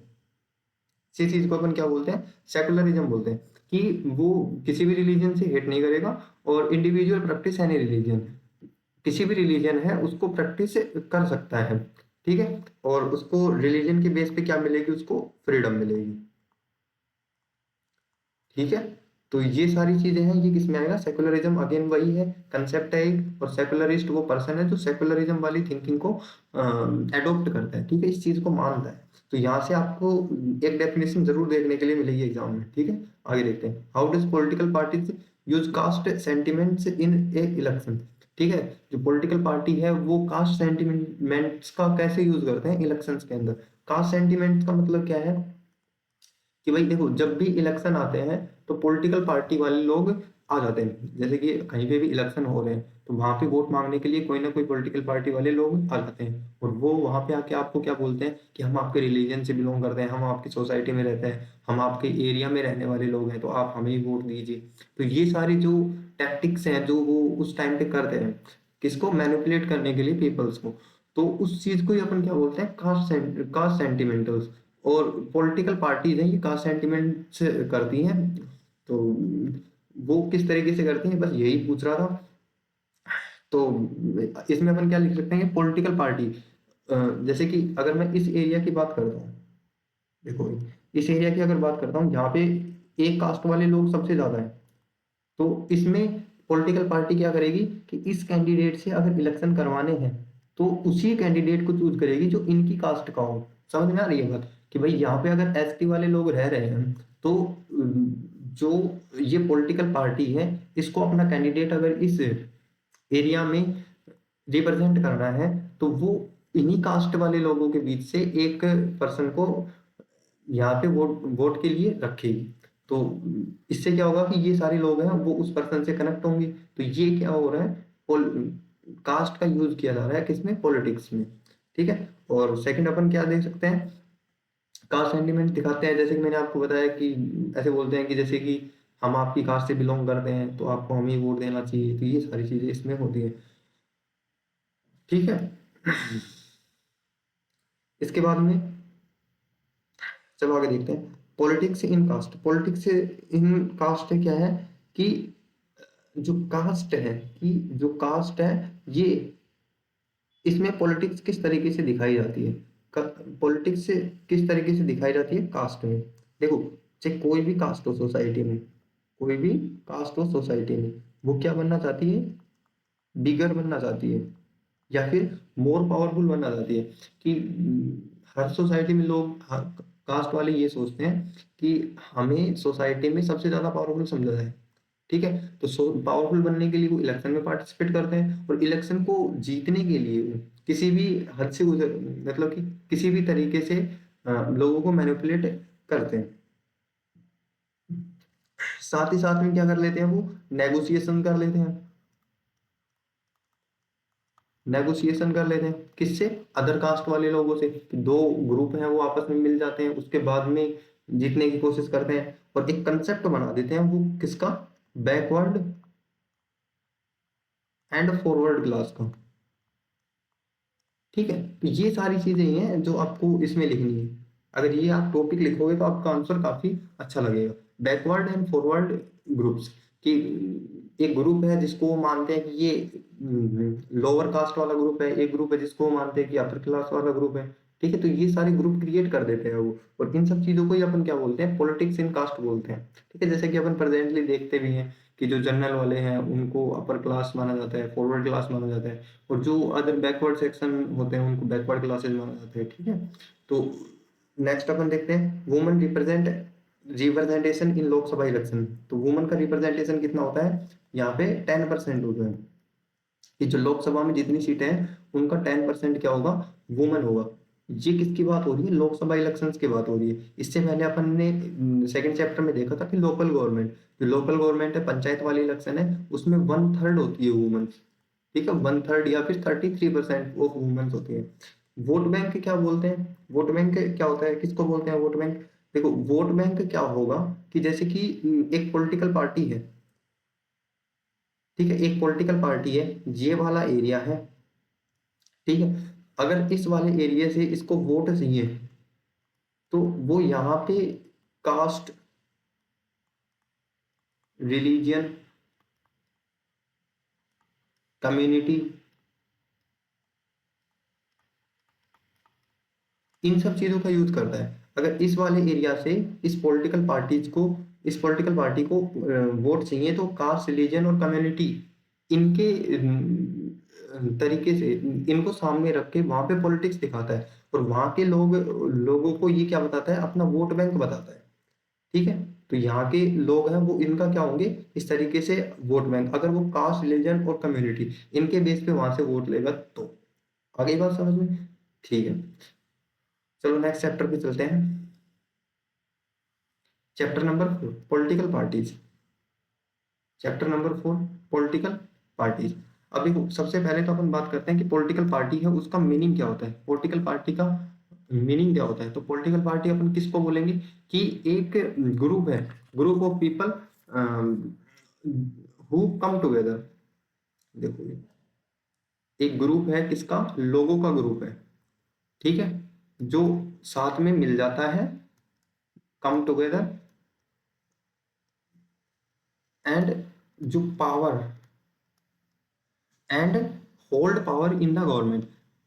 ए group of people which come together and hold power in the government. अब ये गवर्नमेंट में पावर तो ले लेगा, लेकिन कैसे पावर लेगा, बाई इलेक्शन।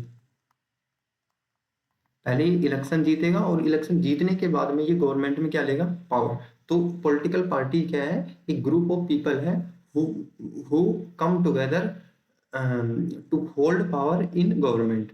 ठीक है, बाई इलेक्शन, बाई इलेक्शन ये आएगा। अब इसके कंपोनेंट्स क्या है, 3 कंपोनेंट्स होते हैं इसके, याद रखने इंपॉर्टेंट है। लीडर्स हो जाते हैं, एक्टिव मेंबर्स हो जाते हैं, और एक क्या हो जाते हैं, इस पॉलिटिकल पार्टी को फॉलो करने वाले लोग इसके फॉलोअर्स हो जाते हैं। तो ये 3 चीजें, लीडर्स, एक्टिव मेंबर्स और फॉलोअर्स, ये क्या है, कंपोनेंट्स हैं। ठीक है, किसके, पॉलिटिकल पार्टी के कंपोनेंट्स होते हैं। पॉलिटिकल पार्टी है, उसके काम क्या क्या होते हैं, फंक्शंस क्या क्या होते हैं।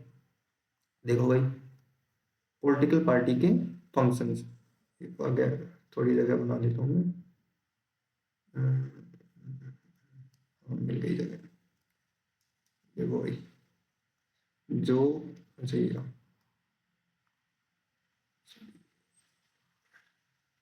पॉलिटिकल पार्टी है, इसके फंक्शंस क्या क्या होते हैं। देखो भाई, पॉलिटिकल पार्टी क्या करेगी, मेकिंग लॉ। सबसे पहले तो पॉलिटिकल पार्टी क्या होगी कि एक इलेक्शन है, उसमें पार्टिसिपेट करेगी। पार्टिसिपेट करने के बाद में अगर पॉलिटिकल पार्टी वहां पे विन हो जाती है तो वो कहाँ पे चली जाएगी, गवर्नमेंट में पावर में चली जाएगी। गवर्नमेंट में पावर में जाने के बाद में वहां पे क्या क्या करेगी वो, गवर्नमेंट में पावर में जाने के बाद में क्या करेगी, लॉ मेकिंग, कानून बनाएगी। और जो गवर्नमेंट स्कीम्स है उनको लोगों को बताएगी कि गवर्नमेंट ये स्कीम, वेलफेयर स्कीम्स है, इनका आपको यूज करना चाहिए। ठीक है। और जो कॉमन पीपल है, पॉवर्टी के लिए, एजुकेशन के लिए, ठीक है, इन सब के लिए पॉलिसीज बनाएगी। समझ रहे हो। तो ये सारे काम किसके होते हैं, एक पॉलिटिकल पार्टी है। ठीक है। और जो गवर्नमेंट वेलफेयर स्कीम मैंने बता दिया आपको। और एक और आता है इसमें, जो देखो, अगर मैं रिप्रेजेंटेटिव की बात कर रहा हूँ, जैसे कि अगर ये एरिया है, यहाँ से एक रिप्रेजेंटेटिव है जो निकल के आ रहा है। ठीक है। अब ये विन कर लेता है और पावर में आना चाहे यहाँ पे। अब पावर में आने के बाद है, पावर में आने के बाद में ये क्या करेगा, ये जो रिप्रेजेंटेटिव है ना, ये जो जिस एरिया से निकल के आया है उस एरिया को रिप्रेजेंट कर रहा है। ठीक है। ऐसे बहुत सारे रिप्रेजेंटेटिव होंगे जो पावर में आए होंगे और एक गवर्नमेंट बना रहे होंगे। तो ये सारे के सारे रिप्रेजेंटेटिव्स हैं, वो अपने अपने एरिया को रिप्रेजेंट कर रहे हैं। मतलब कि उनके उनके एरिया में क्या क्या प्रॉब्लम आ रही है उन सबको ये रिप्रेजेंट करते हैं। आगे जाकर फिर उन जो प्रॉब्लम्स हैं उनका सॉल्यूशन होता है। तो ये फंक्शंस होते हैं पॉलिटिकल पार्टीज के। पीडीएफ में आपको डिटेल में मिल जाएगा, अभी मैंने आपको समझा दिया। ठीक है। टाइप्स ऑफ पॉलिटिकल पार्टी, देखो टाइप्स ऑफ पॉलिटिकल पार्टी क्या हो सकता है, वन पार्टी सिस्टम हो सकता है, टू पार्टी सिस्टम हो सकता है, और मल्टी पार्टी सिस्टम हो सकता है। ठीक है। One party system, two party system और मल्टी पार्टी सिस्टम। देखो मैं सिंपल से वे में आपको बता देता हूँ ये क्या होते हैं। वन पार्टी सिस्टम में क्या होगा कि कोई कंट्री है, वहां पे क्या है, वन पार्टी सिस्टम है, तो मतलब कि वहां पे केवल एक ही पॉलिटिकल पार्टी है, वहां पे केवल एक ही पॉलिटिकल पार्टी है जो हर बार गवर्नमेंट में आती है। पॉलिटिकल पार्टी जैसे कि अभी प्रेजेंट में इंडिया की बात करें तो जैसे कि बीजेपी हो गया, कांग्रेस हो गया, बहुजन समाज पार्टी हो गया, तो ये सारी पॉलिटिकल पार्टी है। लेकिन कोई कंट्री ऐसी है कि वहां पे केवल एक ही पॉलिटिकल पार्टी है और वो ही बार बार पावर में आ रही है। ठीक है। कोई दूसरी पॉलिटिकल पार्टी चेंज ही नहीं हो रही है, तो उसको अपन क्या बोलेंगे, वन पार्टी सिस्टम बोलेंगे। और ये क्या होता है, डेमोक्रेसी, डेमोक्रेसी के लिए अच्छा नहीं होता, या फिर यहाँ पे डेमोक्रेसी नहीं होती है। ठीक है। जैसे कि अगर मैं एग्जांपल की बात करूं तो चाइना हो गया इसका एग्जांपल। जो चाइना है, यहाँ पे एक ही पॉलिटिकल पार्टी है जिसको अपन क्या बोलते हैं, कम्युनिस्ट पार्टी बोलते हैं। क्या बोलते हैं जिसको अपन, कम्युनिस्ट पार्टी बोलते हैं। उसके बाद में अगर मैं टू टू पार्टी सिस्टम की बात करता हूँ तो यहाँ पे केवल दो ही पॉलिटिकल पार्टी होती है। जैसे कि एक बार ये पॉलिटिकल पार्टी पावर में आ गई, उसके बाद में ये वाली पॉलिटिकल पार्टी पावर में आ गई, अगली बार ये आ गई, फिर ये आ गई, उसके बाद में ये आ गई। मतलब ये दो ही पॉलिटिकल पार्टी है जो पावर में आ रही है। इन दो के अलावा कोई थर्ड पार्टी नहीं है जो पावर में आ रही है।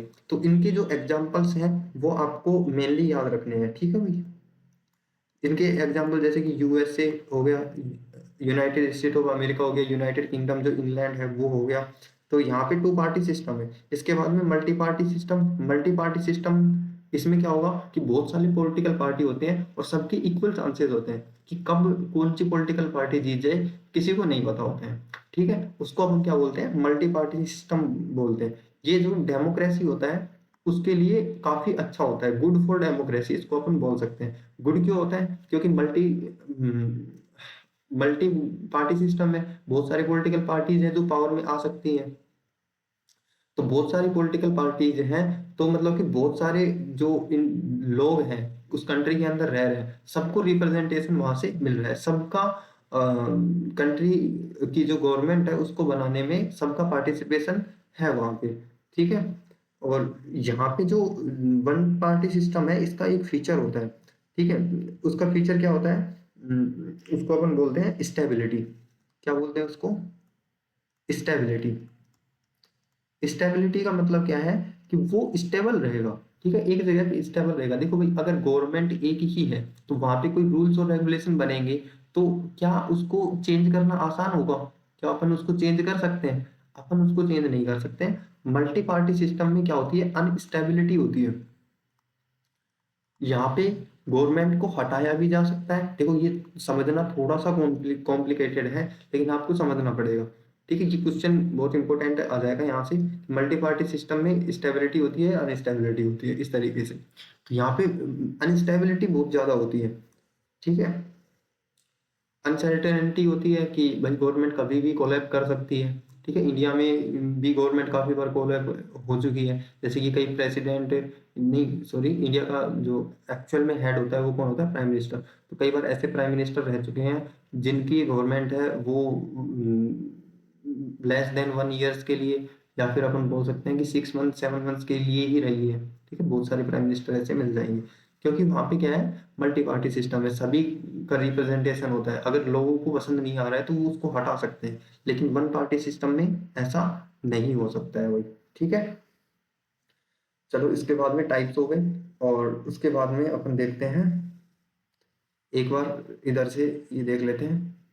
वेयर पॉलिटिकल पार्टी रजिस्टर, कि कोई भी पॉलिटिकल पार्टी है, अगर उसको पॉलिटिकल पार्टी बनना है तो वो कहाँ पे रजिस्टर करवाएगी अपने आप को? तो वो कहाँ पे करवाएगी अपने आप को register? Election commission of India वो रजिस्टर करवाएगी, जो इन सभी पॉलिटिकल पार्टी के इलेक्शंस वगैरह करवाते हैं। एक अपन ने स्टेट इलेक्शन कमीशन पढ़ा था, वो याद रखना, वो लोकल जो गवर्नमेंट है उनका इलेक्शन करवाता है। स्टेट इलेक्शन कमीशन ये नेशनल लेवल पे और स्टेट लेवल पे इलेक्शन करवाते हैं। अपोजिशन पार्टी है, या फिर अपोजिशन पार्टी का रोल क्या होता है? ठीक है, अपोजिशन पार्टी होती क्या है? पहली बात तो यही है कि अपोजिशन पार्टी होती क्या है। देखो, दो चीजें होती हैं, एक तो रूलिंग पार्टी हो जाता है। रूलिंग पार्टी तो क्या है कि जैसे कि इलेक्शन हुए और इलेक्शन में जीतने के बाद में जो पॉलिटिकल पार्टी पावर में आ गई उसको तो अपन रूलिंग पार्टी बोल देंगे। लेकिन रूलिंग पार्टी से जस्ट कम जिसके वोट रहते हैं, जस्ट कम जिसके वोट रहते हैं, उसको अपन क्या बोलते हैं? Opposition party. ये क्या करता है कि जैसे कि अगर कोई पॉलिटिकल पार्टी है, वो किस तरीके से काम कर रही है, कहीं वो कुछ गलत तो नहीं कर रही है, या फिर कहीं लोगों के जो फंडामेंटल राइट्स हैं या फिर लोगों की जो भी राइट्स हैं उनको खत्म तो नहीं कर रही है। तो इन सब का ध्यान रखती है, मतलब कि एक तरीके से क्रिटिसाइज करती है। ये जो अपोजिशन पार्टी है ये क्या करती है? क्रिटिसाइज करती है किसको? रूलिंग पार्टी को। ठीक है, तो यही इसका काम है और यही पॉलिटिकल पार्टी होती है। अब देखो एफिडेविट क्या होता है कि भाई एक पॉलिटिकल पार्टी को रजिस्ट्रेशन करवाना है किसके पास में? इलेक्शन कमीशन ऑफ इंडिया के पास में। अगर रजिस्ट्रेशन करवाना है इलेक्शन कमीशन ऑफ इंडिया के पास में, तो उसको एक एफिडेविट प्रोवाइड करवाना पड़ेगा। इस एफिडेविट में क्या होगा कि उसकी प्रॉपर्टी क्या है, कि उसके पास में कितनी प्रॉपर्टी है, वो सारा इसमें मेंशन होगा। किसमें? एफिडेविट में। जिस जो इसको जमा करवाना है इलेक्शन कमीशन ऑफ इंडिया पे। इसकी जो इनकम है, इसकी जो इनकम है वो कितनी है, वो सारा इसमें रजिस्टर करवाना पड़ेगा, एफिडेविट में करवाना पड़ेगा। इसके बाद में अगर उसके ऊपर कोई क्रिमिनल केस है, अगर उसके पास में कोई क्रिमिनल केस है, उसके ऊपर कोई क्रिमिनल केस चल रहा है, तो वो भी चल रहा है या नहीं चल रहा है, वो अपने आसपास के जितने भी थाने हैं उनमें जाके वो सारी चीजें लिखवानी पड़ती हैं। ठीक है, तो इस तरीके से एफिडेविट का एक डॉक्यूमेंट बनता है जो इलेक्शन कमीशन ऑफ इंडिया के पास में डिपॉजिट करवाना पड़ता है किसी भी पॉलिटिकल पार्टी को, पॉलिटिकल पार्टी बनने के लिए।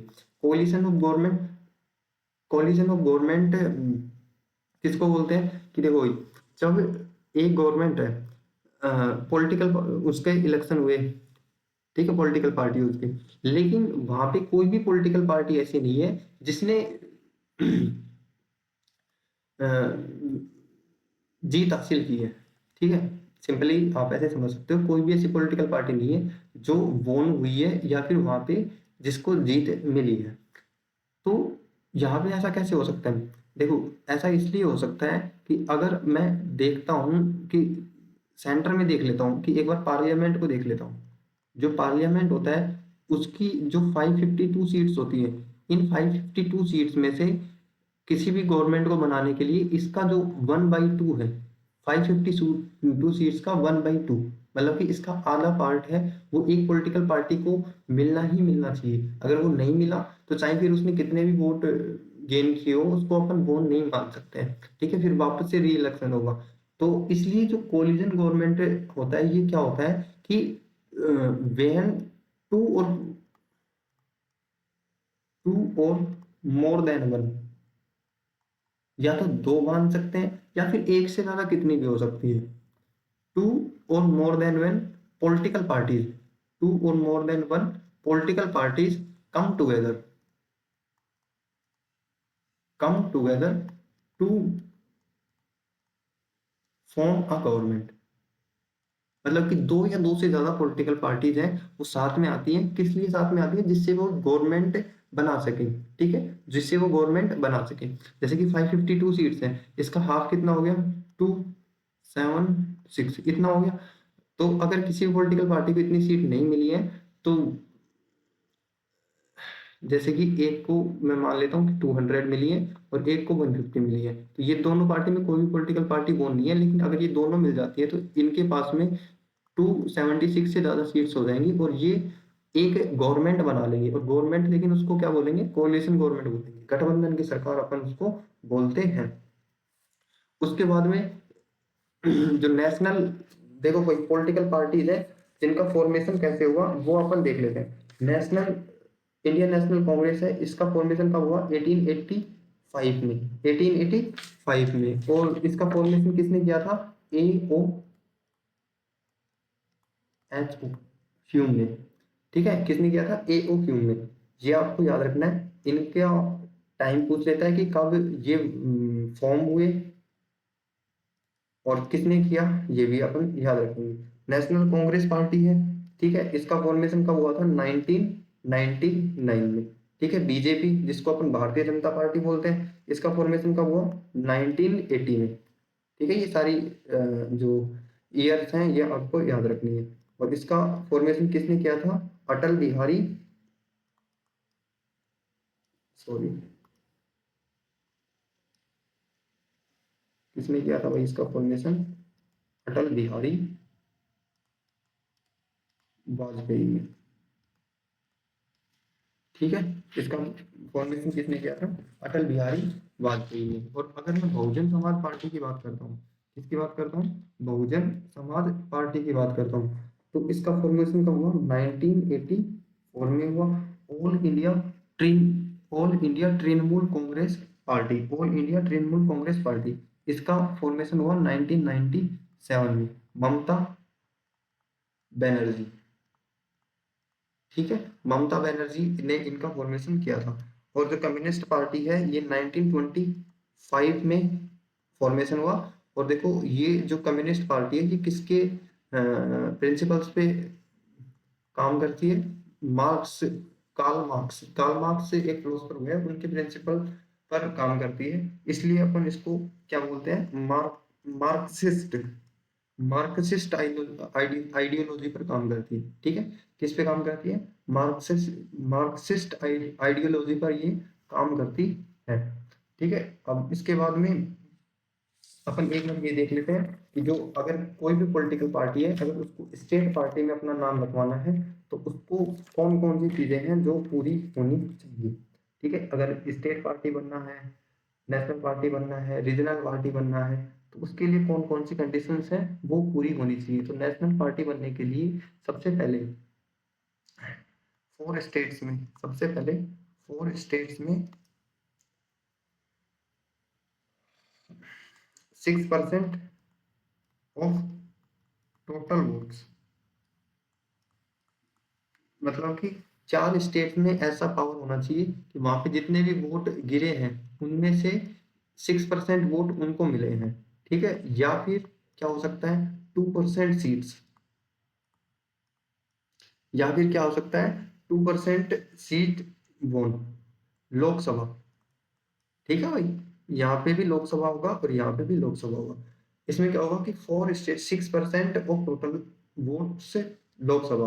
देखो लोकसभा के जो वोट्स होते हैं उनमें से 6% ऑफ टोटल वोट्स हैं, अगर इस पॉलिटिकल पार्टी को मिले हैं तो वो क्या बन सकती है? एक नेशनल पार्टी बन सकती है। अगर 2% सीट लोकसभा में है उसके पास में तो वो नेशनल पार्टी बन सकती है। अगर किसी पॉलिटिकल पार्टी को स्टेट पार्टी बनना है तो उसके लिए वो, उसके लिए क्या कंडीशंस हैं उसके पास में? इसके लिए इसको 6%, वही फर्स्ट वाला इसमें भी सेम रहेगा, 6% सीट्स होनी चाहिए इसके पास में। किसमें? लोकसभा में नहीं, किसमें? लोकसभा में नहीं, इसके पास में सीट्स होनी चाहिए स्टेट लेजिस्लेटिव असेंबली। देखो भाई, स्टेट लेजिस्लेटिव असेंबली ये लेजिस्लेचर है स्टेट के लेवल पे, और जो लोकसभा होता है ये लेजिस्लेचर होता है किसके लेवल पे, सेंटर के लेवल पे। ठीक है, तो एटलीस्ट 4 प्लेस पे इनके पास में क्या होना चाहिए, state legislative assembly 6% of total votes इनके पास में होना चाहिए। और सेकंड नंबर क्या है कि स्टेट लेजिस्लेटिव असेंबली है, इसमें 2% सीट्स इसके पास में होनी चाहिए। ठीक है, अगर किसी पॉलिटिकल पार्टी को रीजनल पार्टी बनना है तो उसके लिए जो पहले वाला है for state recognition,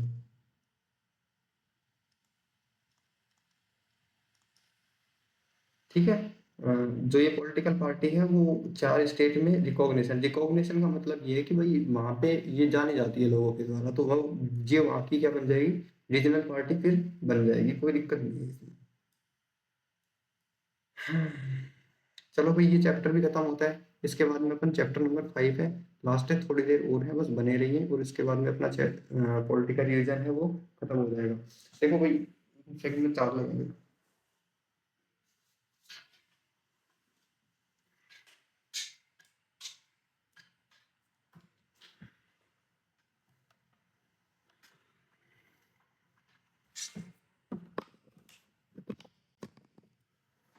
outcome of democracy, ये अपने चैप्टर का नेम है।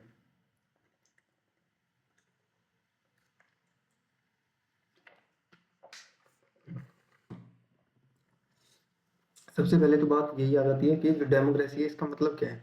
डेमो मतलब पीपल होता है, क्रेसी मीन्स क्या होता है, रूल करना। अगर कोई ऐसी जगह है जहाँ पे जो पीपल्स हैं उनका रूल है तो अपन उसको क्या बोल देंगे, डेमोक्रेसी बोल देंगे। ठीक है भाई। और उसके बाद में अगर बोलूँ कि एडवांटेज ऑफ डेमोक्रेसी, कि डेमोक्रेसी की फायदा क्या क्या है, तो फायदे क्या है कि भाई लोगों के बीच में इक्वालिटी है, वो बढ़ेगी यहाँ से। ये क्वेश्चन बनेगा डेमोक्रेसी की डेफिनेशन क्या होती है। उसके बाद में एडवांटेज ऑफ डेमोक्रेसी क्या क्या होती है, एक तो इक्वेलिटी बढ़ेगी, उसके बाद में डिग्निटी बढ़ेगी। डिग्निटी का मतलब ये होता है एक तरीके से रेस्पेक्ट। ठीक है, इंडिविजुअल के लिए क्या बढ़ेगा, रेस्पेक्ट बढ़ेगा, लोगों के बीच में इक्वेलिटी बढ़ेगी। पीपल हैं, पीपल पार्टिसिपेट करेंगे किसमें, डिसीजन मेकिंग में।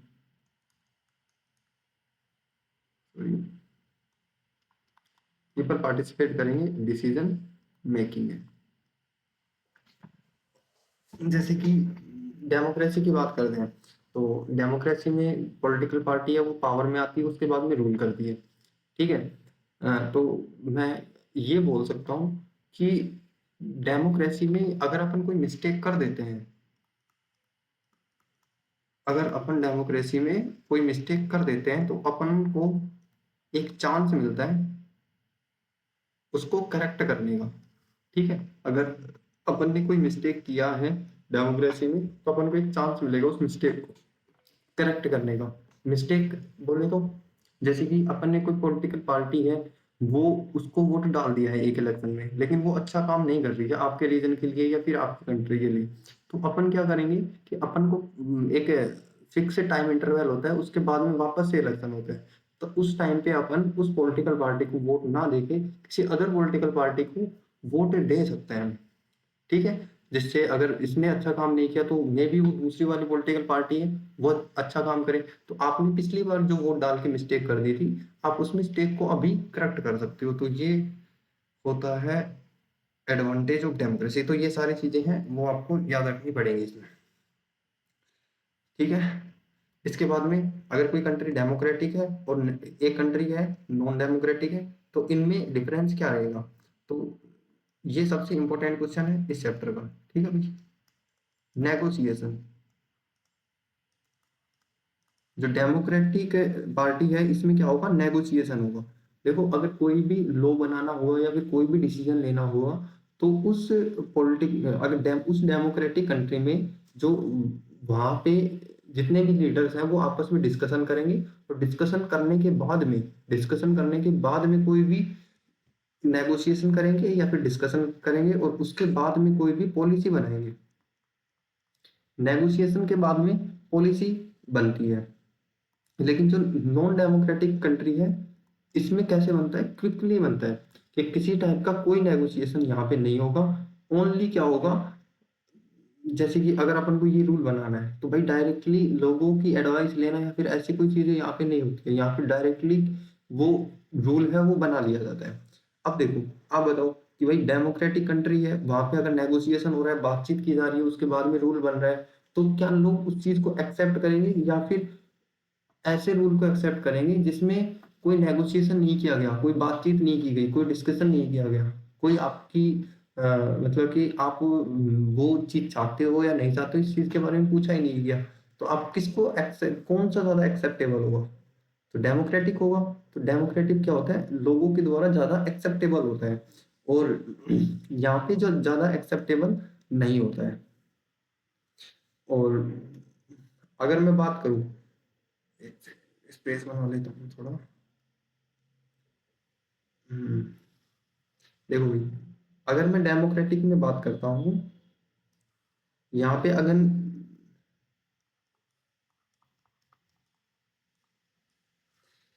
देखो, अगर अपन को कोई भी रूल बनाना है, कोई भी पॉलिसी बनाना है, तो उसमें पैसा भी लगेगा और उसमें टाइम भी लगेगा, कॉस्ट भी लगेगा और टाइम भी लगेगा। तो लोग उस चीज को समझ रहे हैं, उस चीज को मान रहे हैं कि भाई आपने जो किया है वो अच्छा किया है, क्योंकि उसमें नेगोशिएशन हुआ है, पहले बातचीत हुई है। तो इसमें जो पैसा लगा और टाइम लगा, ये क्या होगा, वर्थ इट हुआ। ठीक है, मतलब कि जो भी अपन ने पैसा लगाया है उसका वर्थ होगा, कि अपन ने अच्छे काम में पैसा लगाया है। ठीक है, यहाँ पे अपन सेम बोल देंगे कि इधर क्या रहेगा, वर्थलेस रहेगा। यहाँ पे डेमोक्रेटिक में क्या होंगे, फ्री एंड फेयर इलेक्शन होंगे, फ्री एंड फेयर इलेक्शंस होंगे, कि भाई इलेक्शन जो हो रहे हैं वो फ्री एंड फेयर होने चाहिए। अगर किसी भी कंट्री में फ्री एंड फेयर इलेक्शन नहीं हो रहे हैं, तो अपन बोल सकते हैं कि वहां पे डेमोक्रेटिक पार्टी है ही नहीं। फ्री का मतलब कि सभी के सभी लोग फ्री है, ठीक है, अपना वोट डालने के लिए, वो जो अपनी इच्छा है उसको वोट डाल सकते हैं। लेकिन अगर फेयर का मतलब क्या है, कि अच्छे तरीके से होने चाहिए। लोग वोट तो डाल सकते हैं अपनी मर्जी से, लेकिन आप उनको पैसे खिला दोगे और फिर उनका वोट ले लोगे, या फिर कोई अदर टाइप का उनको मतलब कि चीजें देखकर उनसे वोट डलवा सकते हो, तो वो क्या होगी, फेयरनेस नहीं होगी वहां पे। तो फेयरनेस होनी चाहिए, तभी उस कंट्री को अपन डेमोक्रेटिक कंट्री अच्छे तरीके से बोल सकते हैं। ठीक है, इसके बाद में, चलो ये सारी चीजें हो गई। उसके बाद हम देखते हैं कि इनइक्वालिटी और पॉवर्टी। कंट्री में इनइक्वालिटी देखते हैं कि लोगों को इक्वल नहीं समझा रहा जा रहा है किसी भी बेस पे, कास्ट रिलीजन जेंडर आपने देखा तो लास्ट चैप्टर में। पॉवर्टी है कंट्री में काफी ज्यादा, तो उस चीज को अपन कम कैसे कर सकते हैं, इनइक्वालिटी और पॉवर्टी को। तो इसमें सबसे नंबर वन चीज क्या आती है, जस्ट डिस्ट्रीब्यूशन। ये जो मैं वर्ड्स लिख रहा हूँ, ये वर्ड्स आप सभी को, इनका मतलब जो मैं बता रहा हूँ वो आपको पता होना चाहिए, क्योंकि ये वर्ड सब एग्जाम में दिखेंगे तो फिर वहां पे समझ में नहीं आएगा।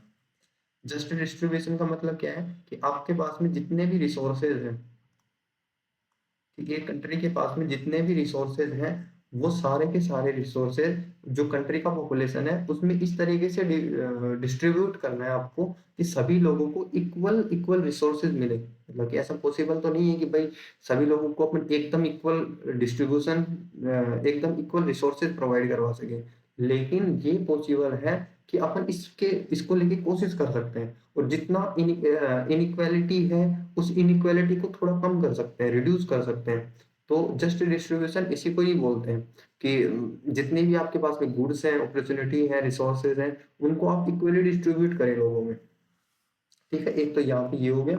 एक है यहाँ पे होती है पॉलिटिकल फ्रीडम।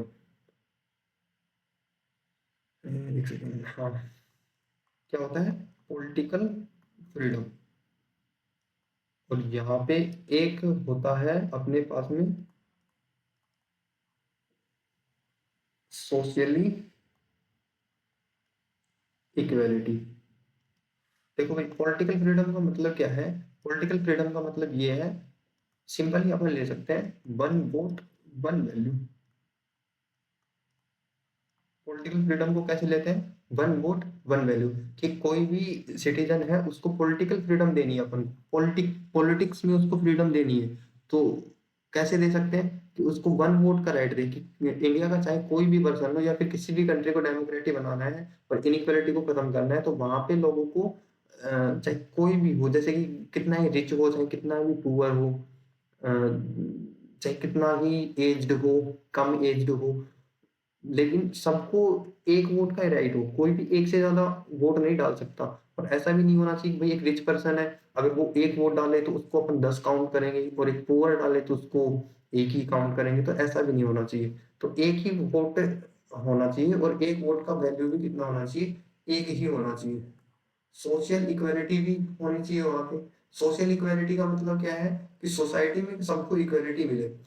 सोसाइटी में इक्वालिटी का मतलब क्या है कि जैसे कि हेल्थ हो गया, फूड हो गया, बेसिक नीड हो गई, ठीक है भाई? तो ये सारी क्या है, सोशल इक्वालिटी है। एजुकेशन हो गया, ठीक है, गवर्नमेंट हॉस्पिटल्स में सभी को इक्वल, या फिर गवर्नमेंट स्कूल्स हो गए, ये सभी के लिए इक्वली अवेलेबल होने चाहिए। तो ये सारी क्या है, सोशल इक्वालिटी होती है। Accommodation of social diversity, social diversity, society में जो डाइवर्सिटी मिलती है, अपन को उसको अकोमोडेट करना है। अकोमोडेट मतलब कि एक्सेप्ट करना है, समझना है। और उसके बाद में देखो भाई, यहाँ पे दोनों चीजों को देखते हैं। सोशल डाइवर्सिटी,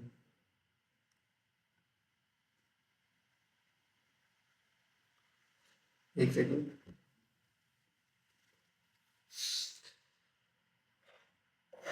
देखो सोशल डाइवर्सिटी क्या है कि सोसाइटी में देखते हैं कि अपन डिफरेंट, डाइवर्सिटी का मतलब होता है अलग अलग होना। और अपन सोसाइटी में देखते हैं कि अलग अलग टाइप के लोग अपन को देखने के लिए मिलते हैं। अलग किसी भी बेस पे, कास्ट, रिलीजन या जेंडर, किसी भी बेस पे डाइवर्सिटी अपन को देखने के लिए मिलती है।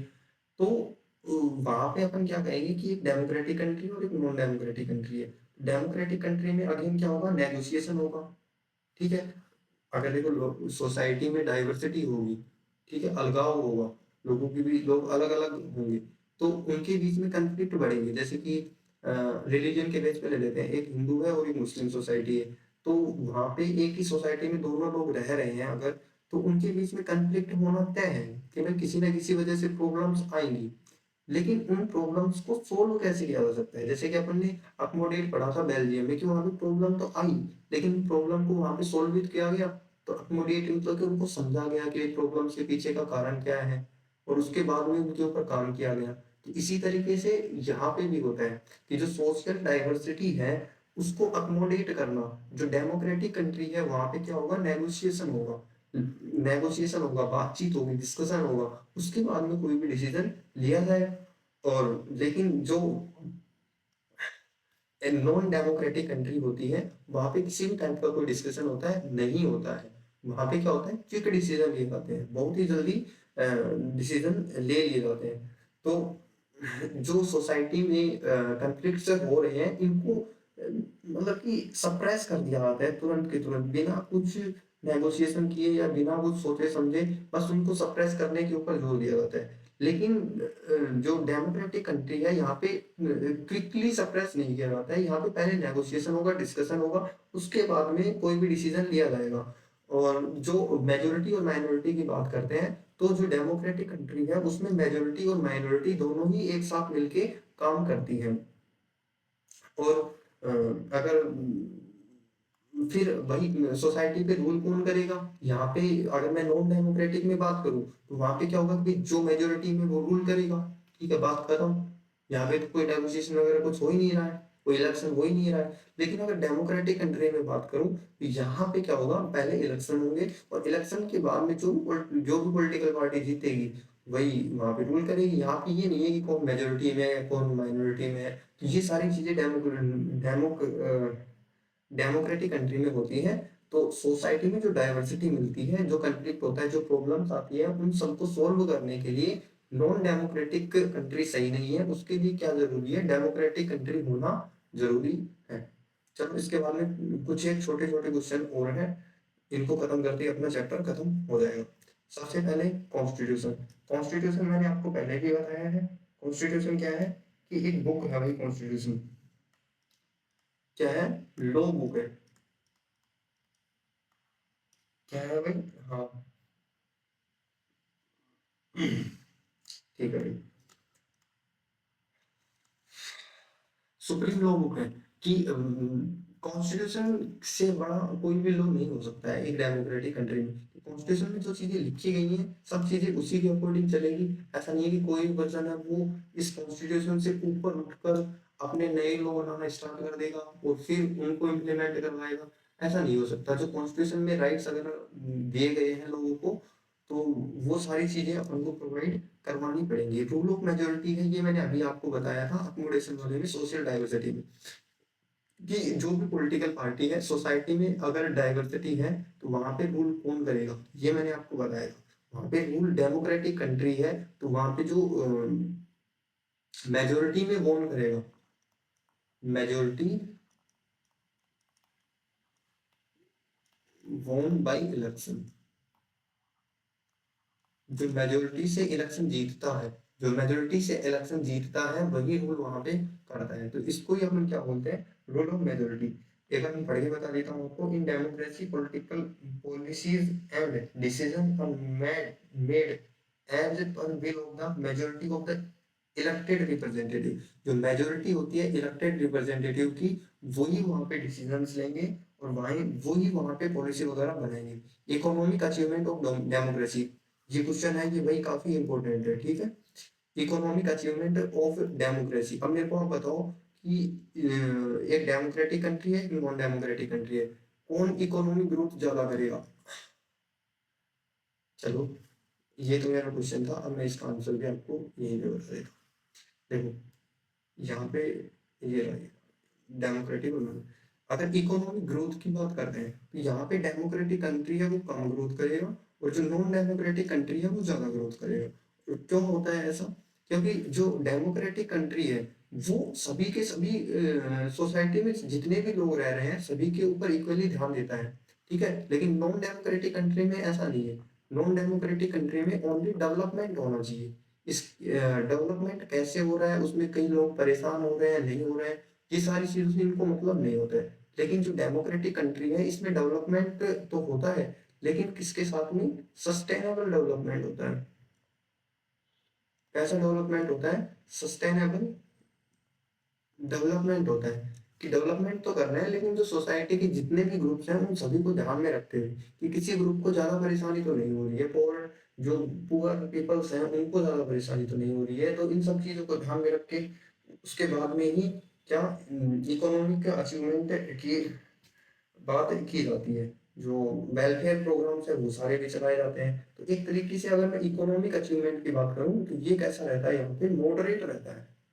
मॉडरेट का मतलब ये है कि ना तो ज्यादा हाई रहता है और ना ही एकदम कम रहता है, मॉडरेट रहता है बीच के लेवल का। तो अपन को कभी भी economic achievement of democracy very high नहीं लिखना है, ठीक है ना। तो यहाँ पे क्या होगा, मॉडरेट होगा। इकोनॉमिक वेल जो पुअर पीपल है उनको उनके ऊपर ध्यान दिया जाएगा, रिडक्शन ऑफ एक्सट्रीम पॉवर्टी। और उसके साथ ही साथ में अपन क्या बोल सकते हैं कि वेलफेयर प्रोग्राम्स है वो भी स्टार्ट करने पड़ेंगे। इकोनॉमिक ग्रोथ वर्सेस डेवलपमेंट, कि क्या किसी कंट्री में इकोनॉमिक ग्रोथ हो रही है तो वहां पे डेवलपमेंट हो रहा है, तो अपन ऐसा नहीं बोल सकते हैं। जैसे कि अभी अपन ने देखा कि नॉन डेमोक्रेटिक कंट्री जो होती है उसमें इकोनॉमिक ग्रोथ तो किया जा सकता है। कैसे किया जा सकता है, उसमें देखो जैसे कि ये सेक्शन है, अगर इसमें इतना पार्ट क्या है, ये पुअर है, ठीक है। और ये क्या है, जो बचा हुआ पार्ट ये रिच है। अब जो पुअर वाला है ये तो 10 रुपए कमाता है दिन में, और जो रिच वाला है ये 100 रुपया कमा रहा है दिन में। लेकिन जो रिच वाले लोग हैं ये कितने हैं, ये 10 ही लोग हैं। और जो पुअर वाले लोग हैं ये कितने लोग हैं, 100 लोग हैं। अब बताओ क्या इस कंट्री का डेवलपमेंट हो रहा है। देखो कंट्री का डेवलपमेंट और इकोनॉमिक ग्रोथ, इकोनॉमी में तो भाई जो रिच पर्सन है वो क्या 100 रुपए कमा रहे हैं, ठीक है। लेकिन जो डेवलपमेंट है, डेवलपमेंट कब होगा, जब एक कंट्री में रहने वाले सभी लोग, चाहे सभी के सभी लोग जो 110 पीपल है वो सारे के सारे 50-50 रुपए ही कमाए। लेकिन क्या हो रहा है यहाँ पे, सभी लोग डेवलप हो रहे हैं, ठीक है। तो अपन उसको रियल डेवलपमेंट मानेंगे। ऐसा नहीं है कि जो मेजर सेक्शन है वो पुअर है और कुछ पर्सन ही है जो रिच है, तो अपन उसको डेवलपमेंट वहाँ पे नहीं मानेंगे। ठीक है, तो इकोनॉमिक ग्रोथ और डेवलपमेंट दोनों अलग चीजें हैं। इकोनॉमिक ग्रोथ में केवल ऐसा है वो बढ़ता है, लेकिन डेवलपमेंट में जो पूरा का पूरा कंट्री है वो पूरा का पूरा एक साथ डेवलप होगा हर चीजों में। आउटकम ऑफ डेमोक्रेसी, डेमोक्रेसी के आउटकम्स क्या है कि डेमोक्रेसी से हमको क्या क्या मिलता है। डेमोक्रेसी लास्ट क्वेश्चन है, उसके बाद में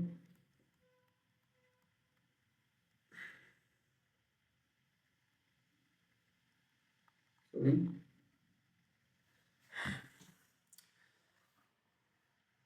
चलो देखो ये बात, सबसे पहले तो क्या होगा, ये अकाउंटेबल होगा, उसके बाद में रेस्पॉन्सिव एंड लेजिटिमेट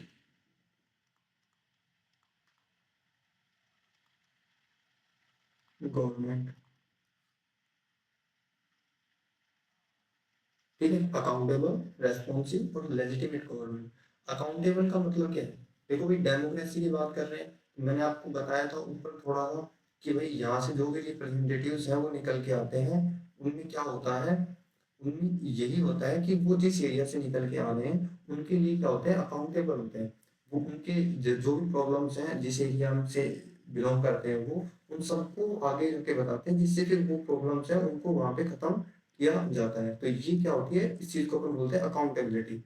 ठीक है, तो अकाउंटेबिलिटी है वो बढ़ेगी डेमोक्रेसी से। रेस्पॉन्सिवनेस, कि भाई हर एरिया से रिप्रेजेंटेटिव निकल के आ रहे हैं, तो जो रिस्पॉन्स मिलेगा, रेस्पॉन्स मतलब कि कितना जल्दी वो काम हो रहा है, तो वो रेस्पॉन्सिवनेस है वो भी क्या होगा, बढ़ेगा यहाँ पे। लेजिटिमेट गवर्नमेंट, ये मैंने आपको बताया था पहले डेफिनेशन में भी, कि जो इलेक्शन है उनको अडॉप्ट करे, डेमोक्रेसी है उनको अडॉप्ट करे, तो ऐसी गवर्नमेंट को लेजिटिमेट गवर्नमेंट बोलते हैं। तो और क्या होगा इसमें, outcome of democracy, economic growth तो होगा। ठीक है, इकोनॉमी है वो बढ़ेगा, लेकिन किसके साथ में, इक्वेलिटी के साथ में। ऐसा नहीं है कि अपन केवल इकोनॉमी है उसको उसको बढ़ाने की सोच रहे हैं, अपन को क्या करना पड़ेगा, लोगों में इक्वेलिटी भी डालनी पड़ेगी। और जो सोशल कंफ्लिक्ट है, देखो भाई, अगर मैंने आपको एक एग्जांपल दिया था कि दो अलग रिलीजन वाले लोग अगर एक साथ में रह रहे हैं, तो वहां पे अपन क्या करें, डेमोक्रेसी को ले आए कि भाई पहले इलेक्शन होंगे, उसके बाद में जो भी रिप्रेजेंटेटिव निकल के आएगा वही जीत जाएगा। तो इससे क्या होगा कि सोसाइटी में जो कन्फ्लिक्ट्स हैं, झगड़े हो रहे हैं कुछ चीजों को लेकर, एकदम खत्म नहीं हो सकते हैं, लेकिन फिर भी थोड़े कम हो सकते हैं। तो सोशल कन्फ्लिक्ट्स हैं वो रिड्यूस हो जाएंगे इस चीज से, और लोग फ्रीडम महसूस करेंगे, फ्रीडम फील करेंगे। ठीक है भाई, तो ये सारी चीजें हैं जो इस चैप्टर में हैं। तो थैंक्स, ये चैप्टर यहीं पे खत्म हो गया। और इसके साथ ही साथ में जो अपना ये पॉलिटी का, हाँ, तो जो पॉलिटी का वन शॉट है वो भी यहीं पे खत्म होता है। वीडियो कैसा लगा कमेंट में लिखना है आपको। अगर अच्छा लगा है तो वीडियो को लाइक करना है, सब्सक्राइब करना है चैनल को, जिससे जो आगे आने वाले जो 3 वन शॉट वीडियो और हैं वो भी आप तक पहुंचे। और इसी के साथ साथ ही जो आपके फ्रेंड्स हैं, ठीक है, उनको भी ये वीडियो शेयर करना है, जिससे उनको भी हेल्प मिल सके। साथ ही जो टेलीग्राम चैनल है वहाँ पे आप जुड़ जाइए, पीडीएफ आपको वहीं पे मिलेगी। और टेलीग्राम चैनल का लिंक डिस्क्रिप्शन में है, जैसे आप यूट्यूब चैनल ओपन करोगे वहाँ पे आपको डिस्क्रिप्शन में लिंक मिल जाएगा। वहाँ से आप डायरेक्टली टेलीग्राम पे चले जाओगे और वहाँ पे चैनल के सामने आपको सब्सक्राइब कर देना है। और इसी के साथ में ठीक है, इस वीडियो को ख़त्म करते हैं, और बेस्ट ऑफ लक, पढ़ते रहिए, और थैंक यू।